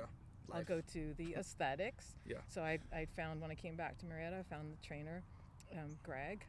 Super awesome guy. I liked his personality more than anything. And I was curious about the gym that had just opened at the time. I had been going to Fitness 19 for a while, doing my own thing, trying to figure shit out, you know, on my own. I didn't feel any pressure other than my own of like, okay, I got to learn how to do this program. If I want a body like that, I got to find out. I got to find that information. Yeah, you have to Yeah. go after Which is the good, knowledge. but a lot of people Seek the stop knowledge. there. You know what I mean? Like, oh, okay, now that I know from watching 25 videos on a leg extension where I should put my feet and then, so I'm good. And I know how to, I don't need a trainer, right? That's usually the mindset. Okay. And that's, I felt I had pushed myself on my own knowledge as much as I possibly could before I thought, I'm going to get a trainer now, because I don't know how to achieve that next level. You don't know all. I know about the food. I know about the nutrition. Yeah. I mean, you know, as a runner and person who is into fitness, I knew what not to eat. I didn't know how to eat for muscle. I didn't, you know what I mean? Like how to eat for the body that I wanted. Okay. So when I went outside that, I started thinking aesthetics. Like, yeah, I want to look hot, you know. So find a hot guy to make me look hot. So when I found Greg, I was like, oh, this is cool, because there's that new gym that opened, and it looks like that gym will, just that environment will take me out of my comfort zone. Because I felt like I was in a comfort zone at all these other gyms, and I had no idea there was like different types of gyms, different types of weightlifting, different types. I mean, there's so much now. But I felt like I had always kind of gone to what we call now just the basic corporate box gyms, you know, which is for everybody. Okay. From the older people, younger people. I mean, just people who just are curious about fitness and just getting started or whatever, or want to keep it at that level in their life. But I knew I wanted more, just like everything. You know what I mean? At the end of it, I was like, okay, now I want more. Like, I want to get into this. Yeah. So when I found Greg, I was like, oh, wow. And then he's at that gym that's opening it up when we were working at the store. Okay. That gym had opened up, and we started seeing, I started seeing chicks going in there. Man, they look hot. And I was like, I'm going to go find out what they do. And you know what I mean? Like, I didn't know that level of gym life. Like, I had kind of gym hopped a bit, but never really stayed in one gym enough to know there was different levels. So when there would some girls come in, I'd be like, wow, like, I want to look like that. I would be that fool to go and approach them. Like, I have no fear when it comes to approaching and talking to people. I'd be like, you know what? Like, I think you look amazing, you know, and do you have any like suggestions for me to do? Like, when I was working there, like, I was running a lot. Yeah. So I was thin, but I wanted to build muscle, like thin for me. Yeah. Thin for me. I'm not saying skinny, but thin. And I would get more like, like the arrogance about the chicks, like, oh yeah, it's just another person who's just admiring me. Yeah. And I was like that's the energy I got back. Okay. And I was like, okay, well, that pissed me off. You know what I mean? Like, bitches just want to keep their secret. Hell no, I'm gonna find out. Yeah. Matter of fact, I'm gonna look hotter than her next time she sees me. Like, these things motivate me. Okay. You know. So when I found Greg and I went and visited the gym, I was like, I gotta find out about that gym. Yeah. So I went over there to the gym, and I think he had just opened that first week, and everyone's talking about Metroflex, you know, Metroflex this, but I'm like, I don't know what that shit's about. So I went in there, and Ryan was just doing some finishing touches, and just got a really good vibe in there. You know what I mean? And he was kind of standoffish, but cool. You know? Oh yeah, I don't awesome mind guy. Standoffish, but he was cool. You know, and his woman was in there at the time, and you know, I saw other chicks in there, and they looked how I want to look. Nice. I said, yeah, this is it. This is the gym for me. Like, how can I get in? And I kind of, I left. He gave me the full tour and everything, and I left. In a few days, I just kind of marinated into what I should do. that's when I contacted Greg, and Greg was like, oh yeah, you can also get a discounted rate as my client.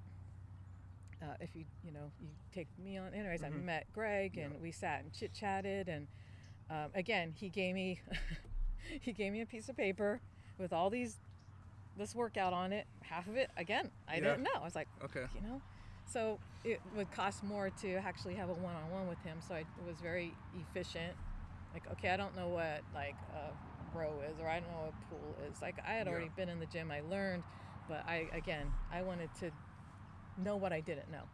So we talked about that. Like, sometimes you just don't know what you don't know. Yeah. And you hope that person will be like, I know what you don't know, so I'm going to teach you. Which it's so hard I think because you can't see what's in their brain. So I was watching at the time too, and I was following some programs from a bodybuilder online. I found him, I don't even know how, maybe it was bodybuilding.com or whatever, but Chris Gethin with Cage Muscle, I followed his programs to a T, and he I liked the most. It resonated the most of a person that I didn't know. Like, I watch, he has all these videos, he has all these free programs. I mean, the dude is like, he's amazing.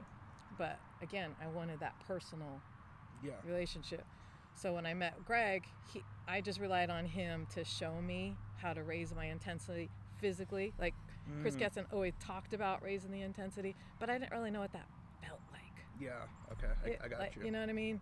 Like, Greg, to move the pin into a higher stack, and I didn't tell him I was kind of following the Chris Gethin program either, but when he would say, all right, now lift, I'm like, oh, that's hard. So I'd have to, activate and just tighten my core and do things. And I go, oh, that's intensity. Yeah. So I guess that's what the RPE thing is. I don't know. But the intensity level is what I learned. So doing those programs for a minute, then I started getting a little bit like, but I'm seeing other types of lifters. I'm seeing bigger dudes. I'm seeing other stuff. And again, me drawn to that masculine energy. Started forming some good friendships at Metroflex with the people, that started going there too. I'd be like the early morning crowd, and I was doing the program, so I got to know everybody because I was going like 3 times a day. I do my fasted cardio and the first thing in the morning, go to work. After work, I'd go in and do my weightlifting, and then right after, if I had time, I would go back and do my cardio. So I got to know every time of people. You know what I mean? And there's a few people that were always doing this other thing that I know now are powerlifters, but I'd be like, man, like, what is that? Yeah. So I started making friends with a couple of dudes that were doing it. Nice. And I was like, hey, can you teach me? Can you show me? Dude basically says, I'll send you a program. I'll send you the program that I'm on, which was the 531 program. Powerlifters know that 531. I don't know. I'm not a powerlifter. Strength program. Not yet, I guess. Look it up. Excuses. You're in your bullshit. I'm calling you out on. Right. I don't want to break my back for work. All right. So, at what point in life, or you being able to go speak to them, to ask them on what that is, how did you kind of see you be like, oh, I'm open enough, I don't care what they say, I want what they know? Like, at what point did you kind of off the cuff seek knowledge? Off the cuff, I want to say that's my personality. Okay. But I try and go a little deeper in that question and say, no, there have been times where I will approach somebody that I feel intimidated by. And I can specifically remember a couple times. Okay. Like, so even though I can say I've never really had a problem approaching people, and I don't know why, it's just who I am. Yeah. It's not like it was like cultivated or anything. Okay. It's just who I am. If anything, it was cultivated was the punk rock that time when I was a teenager. Okay. You know what I mean? Like, the punk rock scene, like, everybody just hated everybody. I didn't give a fuck about what the other person said. It was like the anti-hippie movement, punk rock. Okay. You know what I mean? Like, I'm a rebel. Right? Yeah. Anarchy in the USA. You know what I mean? Like, that's about. So I didn't really care, but yeah, like I said, I would approach chicks at the store, like, hey, you look so hot, like I want to look like you. So, there's no shame in Terry's game. Like, I don't care Okay, how guys, I look. do not do that as you approach anyone. Why not? I think it's cool Or- people do that to me. all No, right. like for me, like people approach me now, like, oh, you look fit, or you look, what do you do? And I'm like, hey, well, I'm a personal trainer. Call Terry, whatever. But there's times, like I did ask the guys that were cool, were friendly, were easy. Like I said, Okay. Ziad, really cool guy, powerlifter, strong as fuck, little dude. Anyways, he's awesome. I started asking him. He's the one who gave me the 531 program, and Okay. he says, basically, I'm not a trainer, but you follow that, look that shit up.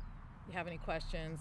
Here's how you discover your 1 rep max. I'm like, what's 1 rep max? I don't even know what that means. Like, I don't know anything. Yeah. So I would practice my lifts, like, oh, is this how you squat?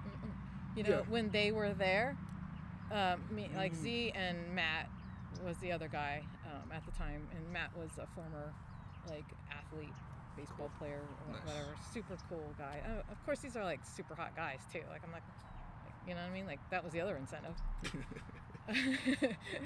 But I'd be, hey, am I doing this right? And they would genuinely help me, Would help, yeah, because Meaning- at that point it's not for them. Mm-mm. Well, up to a point it is, because on how much they actually know to help you out. They're like, yes, I can do something. So if it's in the gym, if it's out and about, at work, wherever in life, And you find like that's how Metroflex is. That's Yeah. the kind of gym that it is. People have other opinions, but that's how Yes. it is, because you walk in there and for the most part, everybody's very humble, very cool. You know what I mean? Like I'm always talking to people that I think I can learn from, or they can learn from me. Like I'm always open to that. But I would go in there at the hours where I knew the people that would be more open to helping me, giving me just little pieces of information. Okay. And as I got more into it, like I'm liking this barbell stuff, Yeah. because the weight's getting heavier. Again, every time I would always liken it to yoga, because when I was doing Ashtanga yoga, I had my own little mini goals, that I want to get in this flow. I want to get in this position. And no matter how far I went, there was always further to go. I want to be a human freaking pretzel. You know what I mean? I want to get in those positions like nobody, like contortionist level. Yeah. So it's the same mentality, I think, in powerlifting specifically, is that there's always more. You're always reaching for more. And then running. Like I like things like that where there's like your goal can just keep going. Yeah. And powerlifting, you can just keep going. Like no matter what, even if, and this is what I tell my clients too, it doesn't necessarily have to be the weight. It could be like how many reps you get out of it, or it could be how fast that went up. You know what I mean? Or how stronger your form is. Like there's little things that will always Little tweaks, or improve your Okay. game. And that's what turned me on about powerlifting. Now, then there's this other school of thought of, well, you're not a powerlifter unless you have competed, which I've never competed. I always planned to, but I never did. 'Cause I was chicken. So like your excuses are right there, or sorry. My I limiting had to put belief. it on blast. You're just trying to find that. You're just trying, like, okay, where can I just get Yeah, you back at? she got me, because No, I do have, and I know, I'm aware of them. I'm aware of my limiting beliefs. Is like, if I get up there, I have to stay on that trajectory. I know once I start on that trajectory, I'll just keep going, and then I want more, and I want more. So sometimes I have to like hold myself back, like, whoa, Nelly, yeah. taking the reins, like you're gonna get too far into it. But there is that belief, and I'm like, well, yeah, I mean, yeah, because I've never competed. I'm sure that there's some merit to that belief, but I still feel that's the philosophy that I like to still go under. Now, people go into the gym for different reasons, and I think the most common belief in terms of just general gym stuff is, they're broken about something. There's something in their life that, they feel like they failed at, and they want to find either an outlet or something that they can grow in. And I think that the gym life is more disciplined. It kind of puts you into a different category of all aspects of my life have to be in alignment to be optimal at my sport. Like my nutrition, my mindset, my sleep schedule, my recovery, that's my gotta be stress factors. Like all those things should be in alignment if you want to truly succeed. And again, there's always those goals of competitions to meet them. But I always trained like I'm gonna be in a competition. Wow. You know what I mean? Like, I got you. Yeah. So when I was doing the, powerlifting type style of weightlifting, I went, I want to compete. So therefore, I'm going to get like the coach. So I'd ask the guys around the gym. And again, going back to having that confidence to approach people. There was one guy in particular, I remember his energy was like off the chain. When he would lift, it would be like, there's like less than a handful of people or what is energy. Like it's like all of a sudden it would consume you because he was so powerful internally and he was strong externally. There's certain people that I feel like probably all the years I've been doing it, maybe like 5 people that I've been around where it's like their energy's like, whoa, what's going on over there? You know what I mean? Like, dude's here, So there's this one guy, Dan, who everybody at Metroplex knows, super cool guy. I was always so afraid to talk to him because like it was like I didn't want to approach him. I don't want to mess up his form. I was just like, earthquake is about to happen. And then one day, I actually said that to him. I'm sorry, he was sitting with Jay, his buddy, and I was like, hey, look, like I've always been intimidated by you. So that's how I approached him. I was like, like, hey, is there any advice you can give me? Like, I admire what you do, and kind of like I feel kind of weird talking to you because I've always been intimidated by you. But he was super cool, super humble. Jay, the same thing, super nice guys, and of course, like he, told me he had the coach, and then the other kind of circle of friends that they had, I just kind of weaved my way in there, the little woman around all these big dudes being like, hey, can you teach me this? Hey, who's your coach?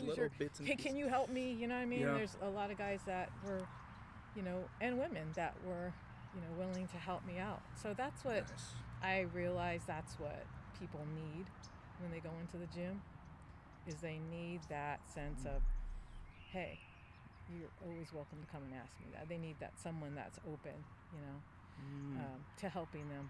Like we were talking about, not everybody is willing to share what they've learned and their experiences, because there's that other mentality of, well, I learned that, like I'm not going to be helping you, like I'm not going to give you no shortcuts, you earn that. Where I'm like, but why not set people up for greater success than you?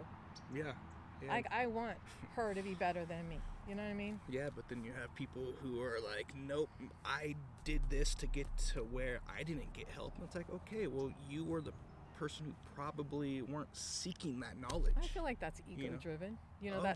I feel like that's something that, they want to feel better about themselves. Like, I've accomplished all these things despite my obstacles, and that's my story. Yeah, which is fine, Fine for them, but it doesn't benefit anybody. Exactly. But if you want to do that, that's perfectly fine. If you don't want to benefit anybody, go for it. No, but I feel it's so important. Every bit of knowledge from the background of my marriage, my childbearing, everything that I've gone through in my life, if I can help one person, like I feel I've gone through that for a reason. I hope I help whoever out there, inspire, cool, all that kind of stuff, to do what you want to do, either up in the gym, for me to ask somebody how they do a certain thing, either at the gym or in life. I would say it's harder for me to approach someone and try and not screw up how I talk. It's just more, of course, nerves and all this kind of stuff. Oh, cool. Like for if they're huge or not, I'd be like, wow, I don't want to talk to them. And then, I would go up and speak. We have a special guest. Marcel, how are you? good. Who is those kids? Kids just randomly came up and said, No, this is my mom. That is so He awesome. says, this is my mom. Okay, we're recording, so We are live. So yeah, I was gonna say if you just want to sit a over seat. there, but chill pill. I would say kind of You can watch. You can play with the phone. hush-ish, or if you want to go Yeah, no, play. he's good right contained. We got to contain this whole Alright. big energy. See. So yeah, it's still, for me, it's a big thing, and also why I'm trying to, I would say, make it aware, because for me, having this problem, right, I was like, it's only me. I rarely meet people out and about in life who have this, but you know, Can I? here I am. I think that's one of the things I think is awesome about you, Jay, is that you don't let that limit you. But Because you can't. you just said that you don't meet a lot of people that are like that. And I think the reason why is because they just won't talk. They're embarrassed. Marcel, Yeah. can you use these to listen? They're embarrassed. Like, they don't want to go outside themselves. And Yeah. you're like, well, that's who I am. You know what I mean? That's what I do. To have, like, that's what we talked about before, is for you to come on and do something that maybe other people would be like, yeah, I wouldn't do that because of my impairment, whatever impairment that I may have. Yeah. Could be just something like, I don't think I look good on camera, or, you know, I stutter, or whatever it is. Yeah. Going outside and be like, that's the only obstacle if I let it be an obstacle. Like, you wanted to Yeah. highlight my age, and yeah, I'm 52. Sometimes well, not really. I don't really feel 52. I was gonna say, you know, like the token. Sometimes I feel like it. No, I don't, because it's not. Is it all up top? Well, That's kinda as how you soon feel? as something happens within my body, and there's that default of, oh, it's because I'm old. No, Yeah. it's because you're not taking care of yourself. As soon as I start getting things like that, like, especially with women, like, that's a whole nother issue. I'll just say this. I'll preface my thoughts on, like, cosmetic surgeries with, if I had the money, I'd probably go all in. If I had the- But Swipe it. Nah, I was kidding. It's extra debt. I was swipe it to the mighty swiper and just take all this on, like nip, tuck, you know, puff, whatever. Fill. But Yeah. I got into weightlifting for, like I said, aesthetics, and I knew that I had a pretty decent foundation, and that I wanted to see how far I could go naturally on everything, and then assess if I ever wanted to do anything beyond that. Like, again, mothering took a toll on my body. I've had 4 kids, Yeah. you know, and then I could go on all that of going, well, I don't like the wrinkles, I don't like it. So I'm always in the mirror doing this, like, you know what I mean? And should I do Botox? Yeah. I naturally had full lips, I had naturally have full whatever. Yeah. So all of a sudden, like, it just became like, hey, I actually think I look pretty good when I'm in front of the mirror. Like, oh, I need to work on that, so that means I got to do this and I got to do that. It just took a lot more thinking. I don't look down on anybody that does anything that they feel that would enhance, you know, their appearance, because I know that when I was heavy, which was like 40 pounds heavier, 30 pounds heavier, even now 10 pounds heavier, I just felt like I limited myself on the things that I could do, on the people that I could approach. The limits. Okay. But I did notice a huge difference, because after I had my daughter, I had gained a lot of weight. Because she was in the hospital, and I just didn't You make weren't as nutrition. active. I was just so focused on her. Yeah. But then I went on the basic, like, Weight Watchers program to lose weight, and I had kind of done that throughout my life. I always did different diets. Not that I was always heavy. I was just heavy for certain periods of my time. I did notice, I did notice how I was treated differently, you know, as a thinner person than a heavier person. And I was like, dang, people are shallow as fuck. But I think it all has to do with an energy too, because usually when you are heavier, it doesn't just weigh on you physically, it weighs on you emotionally and energetically. So then you become unapproachable because of the way that you're feeling, and it goes into, like, the way that you're, you know, the speech impairment too is like, well, you know, they're thinking of me in a certain way. So you're giving off that energy. You think they're thinking of you. Exactly. Exactly. So then you're gonna repel people. You're gonna repel people from being. So you're gonna say, oh, it's because I have a speech impediment. Why people don't approach me? People don't talk to me. No, dude, it's not that. It's because you're giving off this dick energy. You know what I mean? Like, I don't be around anybody. Yeah. Same thing when I was heavy. I was kind of mutilating myself of like, oh God, I look disgusting. Oh, I hate this. I mean, it's just always. I had a client come in the other day. She was like, I hate this. I can't stand it. I said, please stop. Please stop. Yeah. Not only that's not doing you any good, but me, that's not good for me either. Yeah. I don't want to be around somebody who's doing all this self-hate. So that's number one rule that I put on my contract is I expect you to show nothing but love for yourself as you would your child, or as you would someone that you truly care about. Wow. That's a huge thing. Yeah. You've got to get outside of yourself, get outside of your limiting beliefs, and just go for it. Like, just do it. And then age.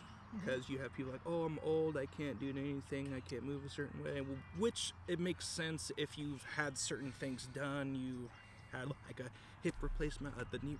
Yes, it won't, like on certain lifts or exercises, it will hinder. Yeah, but it won't stop. Yeah, I still call bullshit on all that because, I mean, you see all over, even on social media, you see people who have no arms, no legs doing stuff. Yeah. You know, I mean, if there's people who also when I was in Tennessee, I lived off of, there's Army Base Fort Campbell there. So the gym, Gold's Gym that I was going to there in Tennessee, there's a lot of military guys with, didn't have legs, didn't have arms. Yeah. They were the freaking hardest workers. Like, there's this one dude. You guys don't know Nick Lave. I think his name's Nick Lavery. Army, right? Yeah. That dude, phenomenal. Like, Nick, you're awesome. Nick is awesome, and he's such a sweet guy. Like, I love him. And you talk to him, you approach him, again, like, he comes off with this big energy, like, he's a big dude, like, he's tall. Yeah. And his prosthetic is, like, as tall as me. Yeah. You know what I mean? You're right. But, people who work hard in the gym, they give each other props, right? Like, I see you, he would do that, like, I see you, because I lift heavy, like, for a little shit that I am. Yeah, and he'd be like, I see you, and we would talk, and just a super cool guy. So, again, this guy, like, if you know his story, you read up on his story, and he could have all kinds of limitations, but he is the epitome of pushing. So again, when people come to me, I look at them, I'm like, you don't look fake, you look healthy, you look good, you got good strong, got good reflexes. What's the bullshit you're giving yourself? So, are you natural? Who, me? Are you specifically asking me that? Yeah, or if you're like on I've never injections or roids or anything. Never taken any type of enhancements of she natty any kind. Again, like no Botox. I mean, no. Like the bitches are like, yeah, we can tell, bitch. You looking all. I see them bags. I see them. You know what I mean? Like, hey. She said it. I'm not saying it. No. It is what it is. Us men do not say that. I'm like, bro, you look. Hey, you look tired, if you got like hater chicks watching this, like they'll be like, yeah, you could use some. Hey, you know what? You're right. I know I could. Like, do you want to? But unless you want to pay for it. Pay for it. What's up? I mean, I do accept donations. You know what I mean? I do accept donations. But look, I've never once got a complaint from anyone I've been intimate with of like, well, actually I did one time. I had this one dude. All right, go ahead. This one dude I was at with. I don't even know if I should say this story, but yeah, there was one person who said like, yeah, you can need work there or whatever, and that stuck with me like for the longest time. And I'd be like, man, what a shallow thing, like to say that. But so, man, you don't need to say that. You can like hold that in. Well, like, I mean, say what you gotta say, but be aware of the impact that you're having on the person that you're saying it to. But if we go back to, again, the limiting beliefs, the excuses, the thoughts. Like the age or height or whatever. So like you said, there may be people who come in and say, I get it all the time, like all the time as a trainer. I have this, I had torn ACL, I've got torn this, I got this, I got ripped, I got back, I got But right now, Jay, I am in the process of another transformation within myself through meditation. So that's big. Okay. I mean, yeah, that's dude, huge. It is so huge. Wait, it's like this, right? Or do you? No, hold I a certain I hand? just literally sit tall, like, and just close my eyes and listen to. I'm not going to say who I listen to, and only because I don't want to limit. I believe if you want to know who it is, like if they can reach out to you or whatever. Yeah, I will put her, all that stuff. Because this person is a huge influencer on YouTube, and I was exposed to him like about 6 years down the road, and I was like, okay, this is weird and creepy, like I didn't do that. And the reason that's why I'm not putting it out there and who it is, because I don't want to limit anybody. Like, I just want to say, hey, this is your cue. This is the universe telling you need to go inside and meditate. Because any limitations, whether it be a dis-ease, a sickness, an illness, a physical ailment in any way, is manifested here. It started here.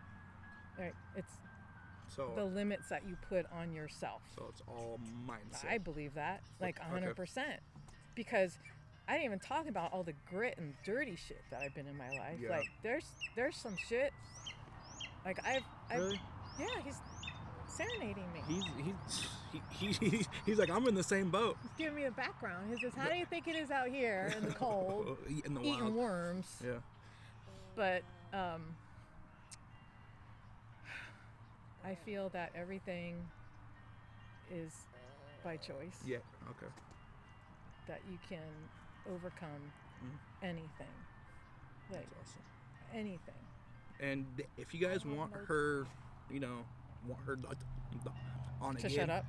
No, want her on again to kind of go deeper, but of course on her terms, because like again, I had to write certain things down to not ask her. I'm giving you all the good highlights of my life. Yeah, so if you guys want like the bad highlights, this, If you want the dark stuff, then I've been through some dark stuff, like really dark. And how you've got out of that.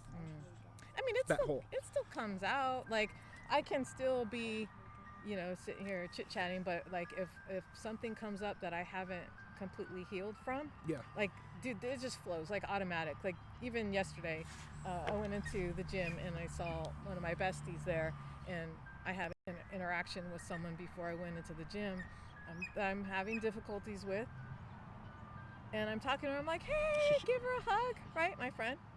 And then she's like, hey, dude, babe. And I'm like, so it comes out. Like, the people that know me, they know, like, I can't control that level of emotion. Yeah, I can't control my anger, my frustration, because, again, it's all about awareness. So when I talk about the guy that I'm listening to, I guess I'll call him a teacher, for meditation teacher that I'm listening to now, it took me years of my own preparation in life to be able to take that in. Yeah. Not that I wasn't doing anything to prepare for that. I gotta do my own little versions of what I thought meditation was or self-awareness was, but the deeper that I go into meditation now, I notice I pull back from it because it starts exposing things that I'm not ready to heal from. Right now. But I don't care. I mean, every time I do meditate, and I'm one of my clients came in the other day, and she's a tarot card reader, and I was telling her it's all about meditation, self-awareness, and she goes, oh, how long, if you mind answering, how long do you meditate? And I said, well, I really try to get in 2 hours a day. She's like, 2 hours? That's done to me. And I said, I can be sleeping in 2 hours. But it's a type of meditation. Okay. And every time I go in it, I have to mentally say to myself, go deeper, Terry. Go deeper. Go deeper. And nice. I always get stuff from it. Like, always. Like, right when I have this thought, like, I'll have this belief of how I came to where I'm at, or who's to blame for my process, whether good or bad. After I do the meditation, like, it'll come out, it'll be revealed of like, no, it's not that person. Like, you've just been taking it all out on that person. It's actually this person. Wow. Or this, maybe not this person, but this event. Yeah. You know?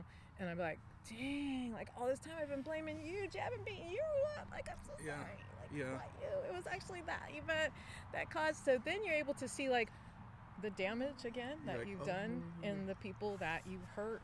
Wow. Okay. You know, because there'll be people now that I meet now, and they'll be like, they'll see it right away. Like, you know, you're angry. And I'm like, no, I'm not. I'm good. I'm happy. You're like, I swear, I'm it's not angry at all. it's the face. Yeah. So it just brings all that out. It's just the healing process. So I feel like I'm in a place now where I'm opening my heart. I have no. Wow. And Okay. not so much exposing what's in there, Yeah. but I'm opening my heart so I can get good stuff to come back in.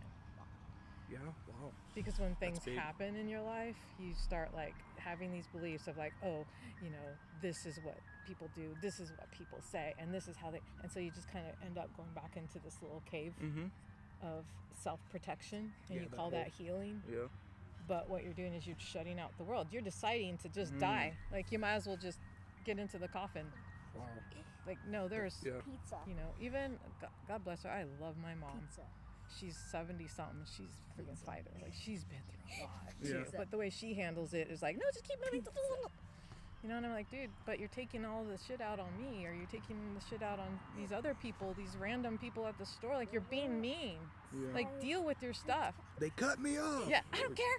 I'm like, Should have left earlier. Cheese. I'm like, but you could live Yeah. such a more rich, vibrant life when you let go of that stuff. When you Wow.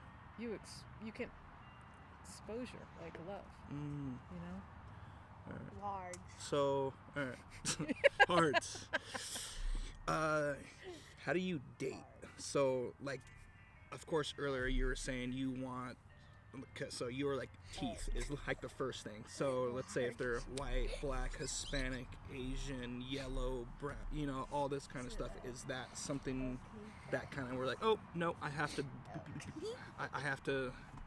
like a certain race. You got to be with a certain race, I or think it- I are think you it, open? like- And how does that? Well, I try and speak a little bit more general. I think that whatever you're going through in life, you know, again, you'll be attracted to, or people will be attracted to that energy that you're going Here, through in $1 million. life. I think since my dad died, my dad had a protective energy to him. Like, I always felt safe with him. Marcel, put those on. Keep quiet. You're interrupting my flow. So after he died, I wanted more of that type of energy, you know, which was protective. You Okay. know, I wanted to feel safe. I wanted to feel secure. So I went to what I felt was similar energy to that.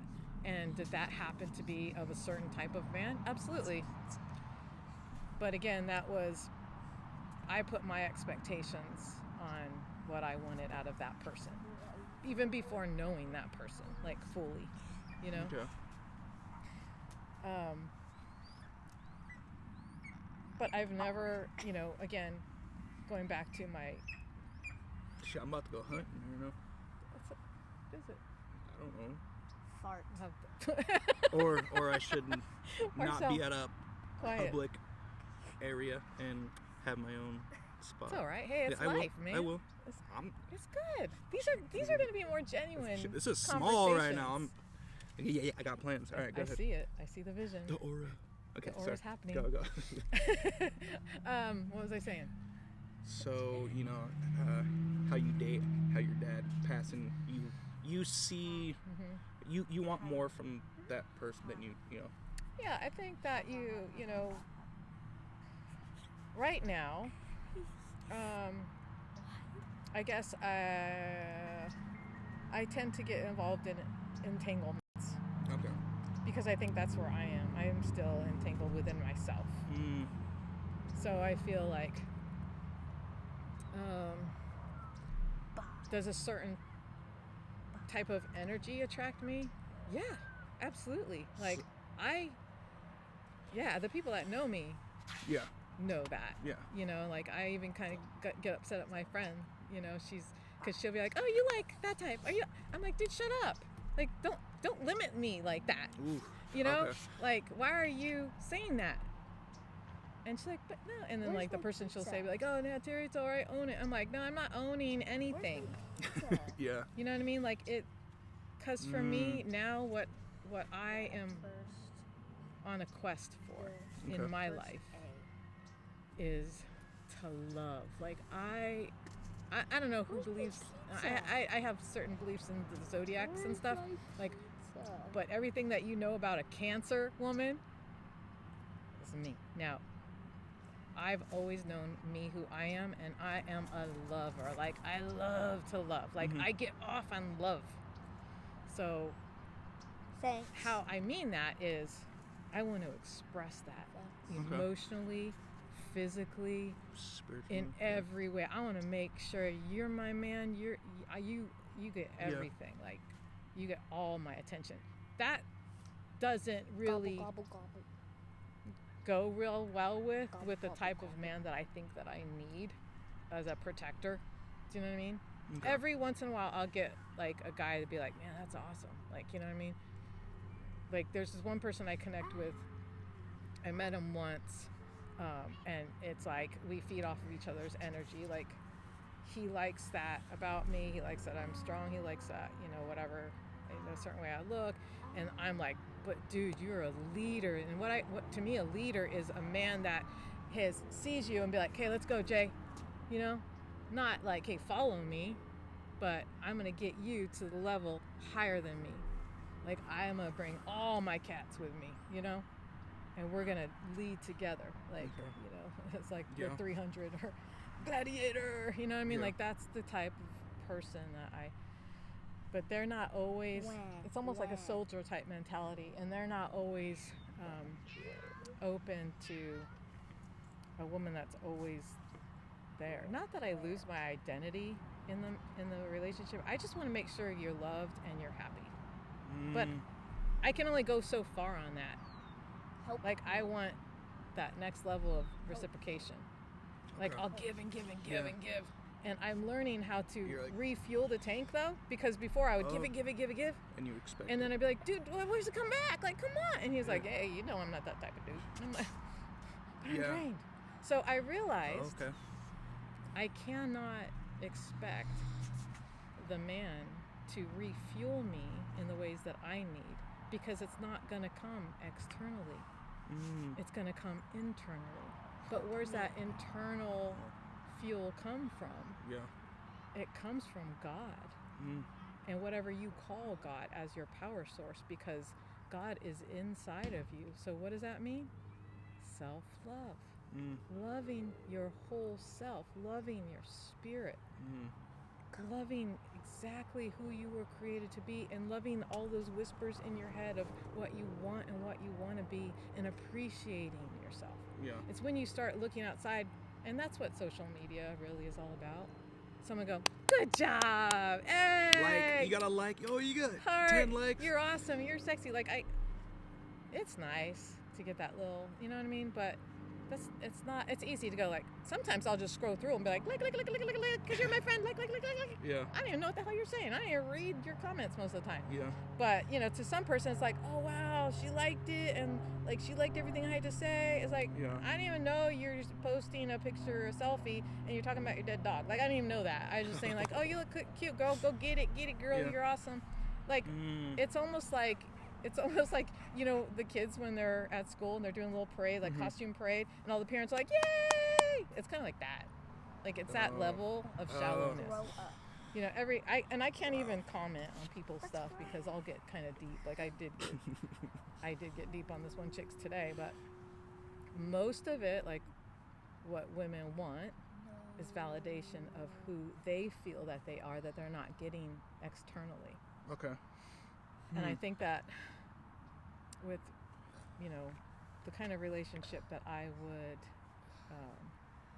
hope to have is one that is fulfilling in both ways. Like I was saying, All aspects. you of don't life, yeah. necessarily have to have that fairy tale Disney portrayal of, a romance. Yeah.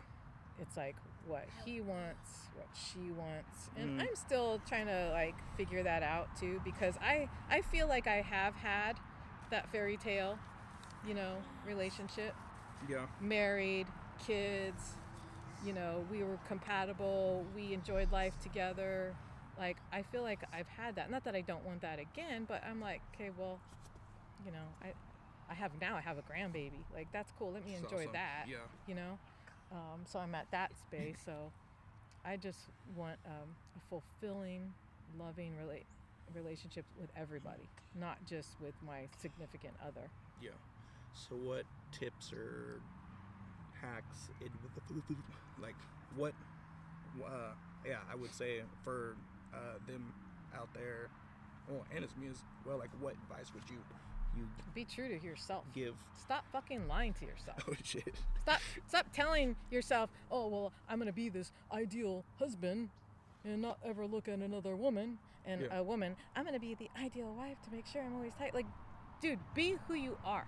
Okay. Because there's so many people out there who will accommodate that and who will love that about you. That shit that you're hiding inside, she gonna love that about you, you know? Not someone who's like, well, I don't like that you smoke, so, you know, red flag. Well, no, like, for me, it's a flag. So, yeah, if whoever... But that's fine. Like, let it be a red flag. Oh, okay. I feel like whoever you're with, you need to be 100% honest with. 100. Not be... I feel like when I get into a situation or a relationship, whatever, I always like, oh, you know, it's like an interview, like, oh, look at me, like, you know, I just nice. You're like, I just said all I had to do to really hop on the like, job. really nice. I'm a hard worker, and then you're at work. And like, I'm at a job interview. Now I just tell dudes, like, I'm fucking, like, I am who I am. Like, I'm not going to call myself nuts. I'm not going to call myself crazy, because I am who I am. There's that energy. I do have a wild energy about me, you know, and which can benefit you as a dude, and like in some ways. Not always, you know, but that's who I am. Now, can I control it? Can I contain it? And I can be aware? Yeah, I'm not going to be all wild. See, a lot of guys be like, oh, you Hispanic women. Well, yeah, because we're not afraid to express ourselves. Oof. Latinas. We're not afraid to express ourselves. You know, like, our moms are always, like, you know what I mean? Like, and the dads would not say anything. They'd just go get a side chick or whatever. And then the moms would be pissed about that, and there's where the anger come from. Like, you got to know who you are, and the only way you're gonna know who you truly are is through awareness. And where does awareness come through? Meditation. Sitting. So she's huge on meditation, obviously. Yourself. Well, sitting with yourself. Be honest Some with people, yourself. They don't like who they are. Because it was. I think that people don't like who they are because it's not that they don't like who they are. It's like they don't like what somebody's telling them to be. Oof. Yep. Okay. It's like what I said about my mom was raising me to be what she was raised to be. Right? Okay. So if I'm raised to be a typical Mexican Hispanic wife that takes care of her man, does this, like, I can't hate that about that I did that. Yeah. That's just how I was raised. That's how I was trained. That's how I was brought up. But I can, which is a part of me, which I actually still love doing. Yeah. I do love to clean. I do love to cook. I love to take care of my man. But I'm also like, yeah, fuck you if you're not going to do what I know that you're limiting yourself to do. I don't like to be lied to. You know what I mean? Yeah. Like, because you're lying to yourself. Like, I don't like it when people are lying to themselves. Yeah. Like, why are you sitting here telling me, you know, that you have all these secrets and you want to appear to be someone, you know, for whoever you've created this life with, and you're showing other people this other side of you. So, like, I go back to that sinkhole thing again. Yeah. You know what I mean? If you're living a life that's not true to who you are, you're creating all these entanglements, you're creating all these relationships with children, with people, with businesses, and then that's why you get, like, you know, the pastors or whatever who had this side life, this dark life. She's saying this. You have these people who are in these roles of like having this, hey, I'm godly, I'm a priest, I'm this, and then they have this dark side. Yeah. It's this hidden side. It's like, dude, get out of that profession. Be real, because most of the time that's why I think it escalates into a more hardcore version of the darkness, is because you're suppressing it, you're suppressing it. It's like, hey, I wanna. Yeah. So then when you just let it free, you just let it out, like not to do anything, that hurts other people physically or emotionally or mentally. I'm not advocating that, but I'm just saying, the more that you suppress and the more that you oppress other people, the worse the situation is going to be. So you get into, my advice is for anybody who is wanting to not be single, is to be your best self single. Yeah, because how you're saying at that point, who you are will kind of draw other people. Absolutely. And you're like, oh, this person's fun. Hey, I want to be fun and too. It always works out that way. Yeah. Even Okay. if you're faking it, you're going to find someone else who's faking it too. Yeah, and then it'll be revealed. Yeah. Yeah. How do you date now with him in the picture? Like, are you do you date to, for what he sees? Like, oh, if like you have a person who just, oh, you're this, you're that, Things have changed as he's grown and as he's more aware now. Okay. I don't date. Like, I feel like I tried that. I tried doing like dating sites and meeting people, and yeah, I've found that I connect with people, on a physical level. Like meeting, I'm about energy. You can't really get people's energy on like line.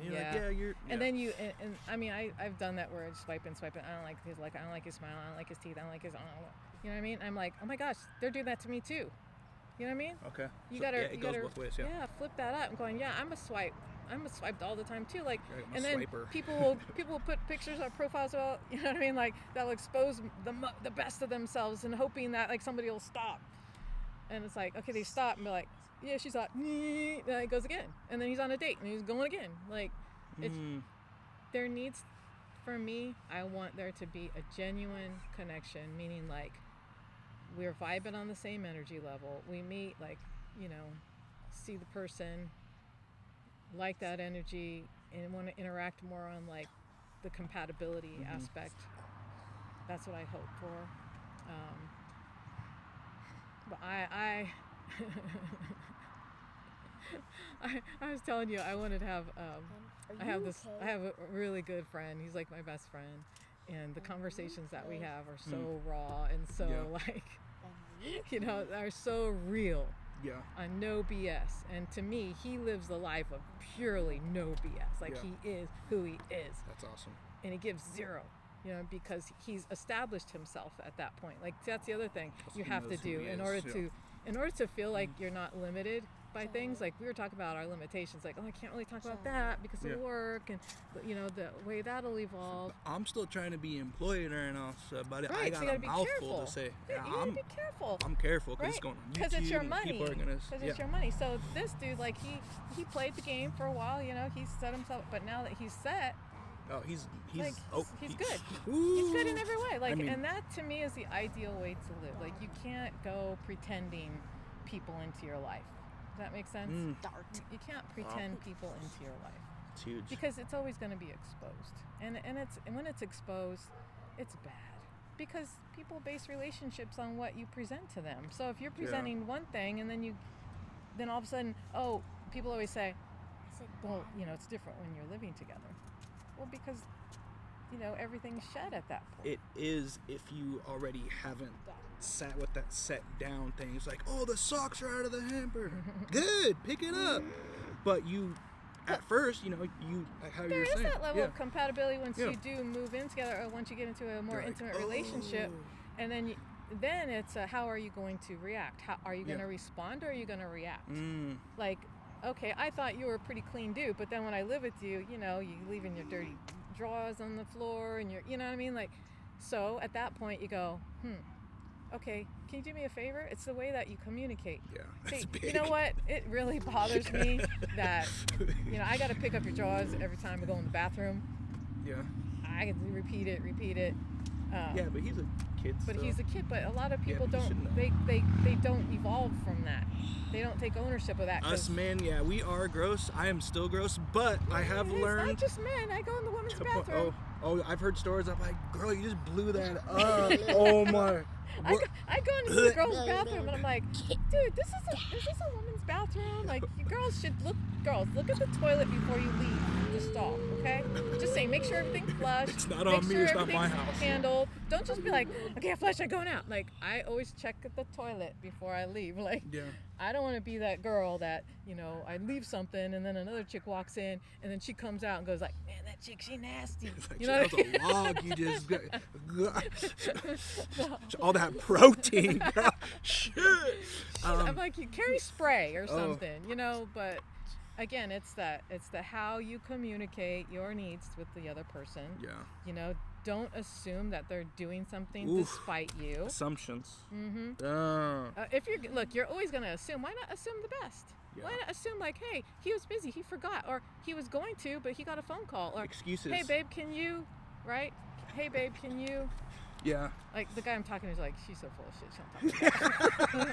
I'm like, fuck her. Like, no, but I am working my way to always progress to be better. We're always working. And I feel like if I can catch myself, again, there's the awareness. As soon as I start feeling a certain way, I start getting angry. I go, wait, there's an awareness. Why am I upset right now? Why am I upset right now? Terri, calm the fuck down. Kind of like, come back chill. and kind of see it. Yeah. Like he actually does better if I talk to him. Like, hey babe, can you know what I mean? Will you do me a favor? Hey babe, I need this. Not like, You know what I mean? here it goes again, Like, and then you just dude, I just turn told you off. to pick up the fucking. No, it's, babe, please. Like, can you? Oh, Yeah. I'm sorry, hon. You know what I mean? Like, that's what I think is how we should be treating one another. Yeah. It's just how you treat yourself. Well, A lot of people treat themselves pretty poorly. yeah. They don't clean their ears.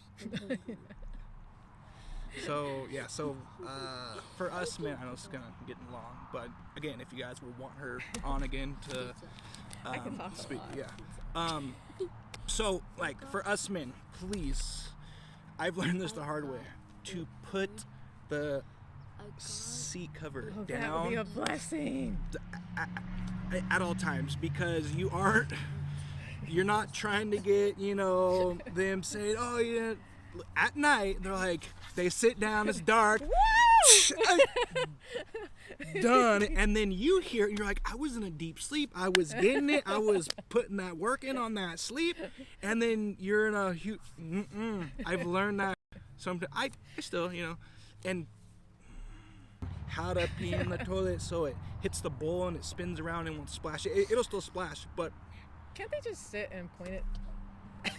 sometimes it hits the water on a certain height of a certain things.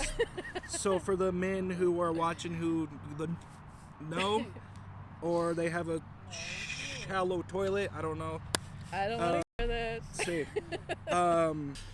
We'll just say, everybody, after you leave the bathroom, go back. take a moment, look back, look at the toilet. Is it all straight? If it's all straight, you're good. You You're can like, walk out. oh, you got a skid mark on that. Like you need to flush. Before you wash your hands. Don't go wash your hands and then go back to the toilet. Like, before you wash your hands, after you just removed yourself, look at the bathroom ensemble. Make sure everything's straight. Go wash up for a full 2 minutes. 2 minutes.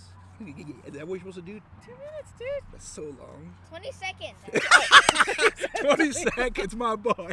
Yeah. Whatever it is. It's the Yankee Doodle song. I'm a Yankee Just Doodle get dandy. clean. Just get clean. Yeah, get clean. 20 seconds. That's Keep awesome. clean. So yeah. Everybody loves good hygiene. I'm Yeah. just saying. Please, everybody. because if you're not Especially doing before you go to the gym, please. the gym, Dudes, please, for the love of God, can you wash your gym clothes? I don't give a shit if you wear the same gym clothes every day. whoa, Wash them. Wash it. that's so much work, and most men do not do their own laundry? And that's just men. There was a woman we used to work with that, dude. I could smell her when I was in one area. Shit, we're about to cut And up. I'm about to get in trouble. No, go in ahead. another department, I'm like, what is that smell? And you're like, Some people have that certain thing where it's extra. So you get Keep- easy on that topic. Right? okay, You don't know what people are dealing with. No, I'm kidding, but yeah, it was bad. no, you can wash. You can wash. So There's outdoor hoses. There's faucets. Clean up. Whatever you got to do. hood No, I'm style saying or for what? people who can't, who don't have that. Oh. Hygiene is pretty huge. True that, yeah. And with that, we're also like with health as well, because if you don't floss and all that kind of stuff, if you have like something cracked and it's open, it's right at your, like your heart and your brain, and you can get it infected. It's a whole thing. Anyways, so Terri, thank you so much. JJ. You're awesome. So until next time, I hope everyone has a great day or night wherever you're at, and over and out.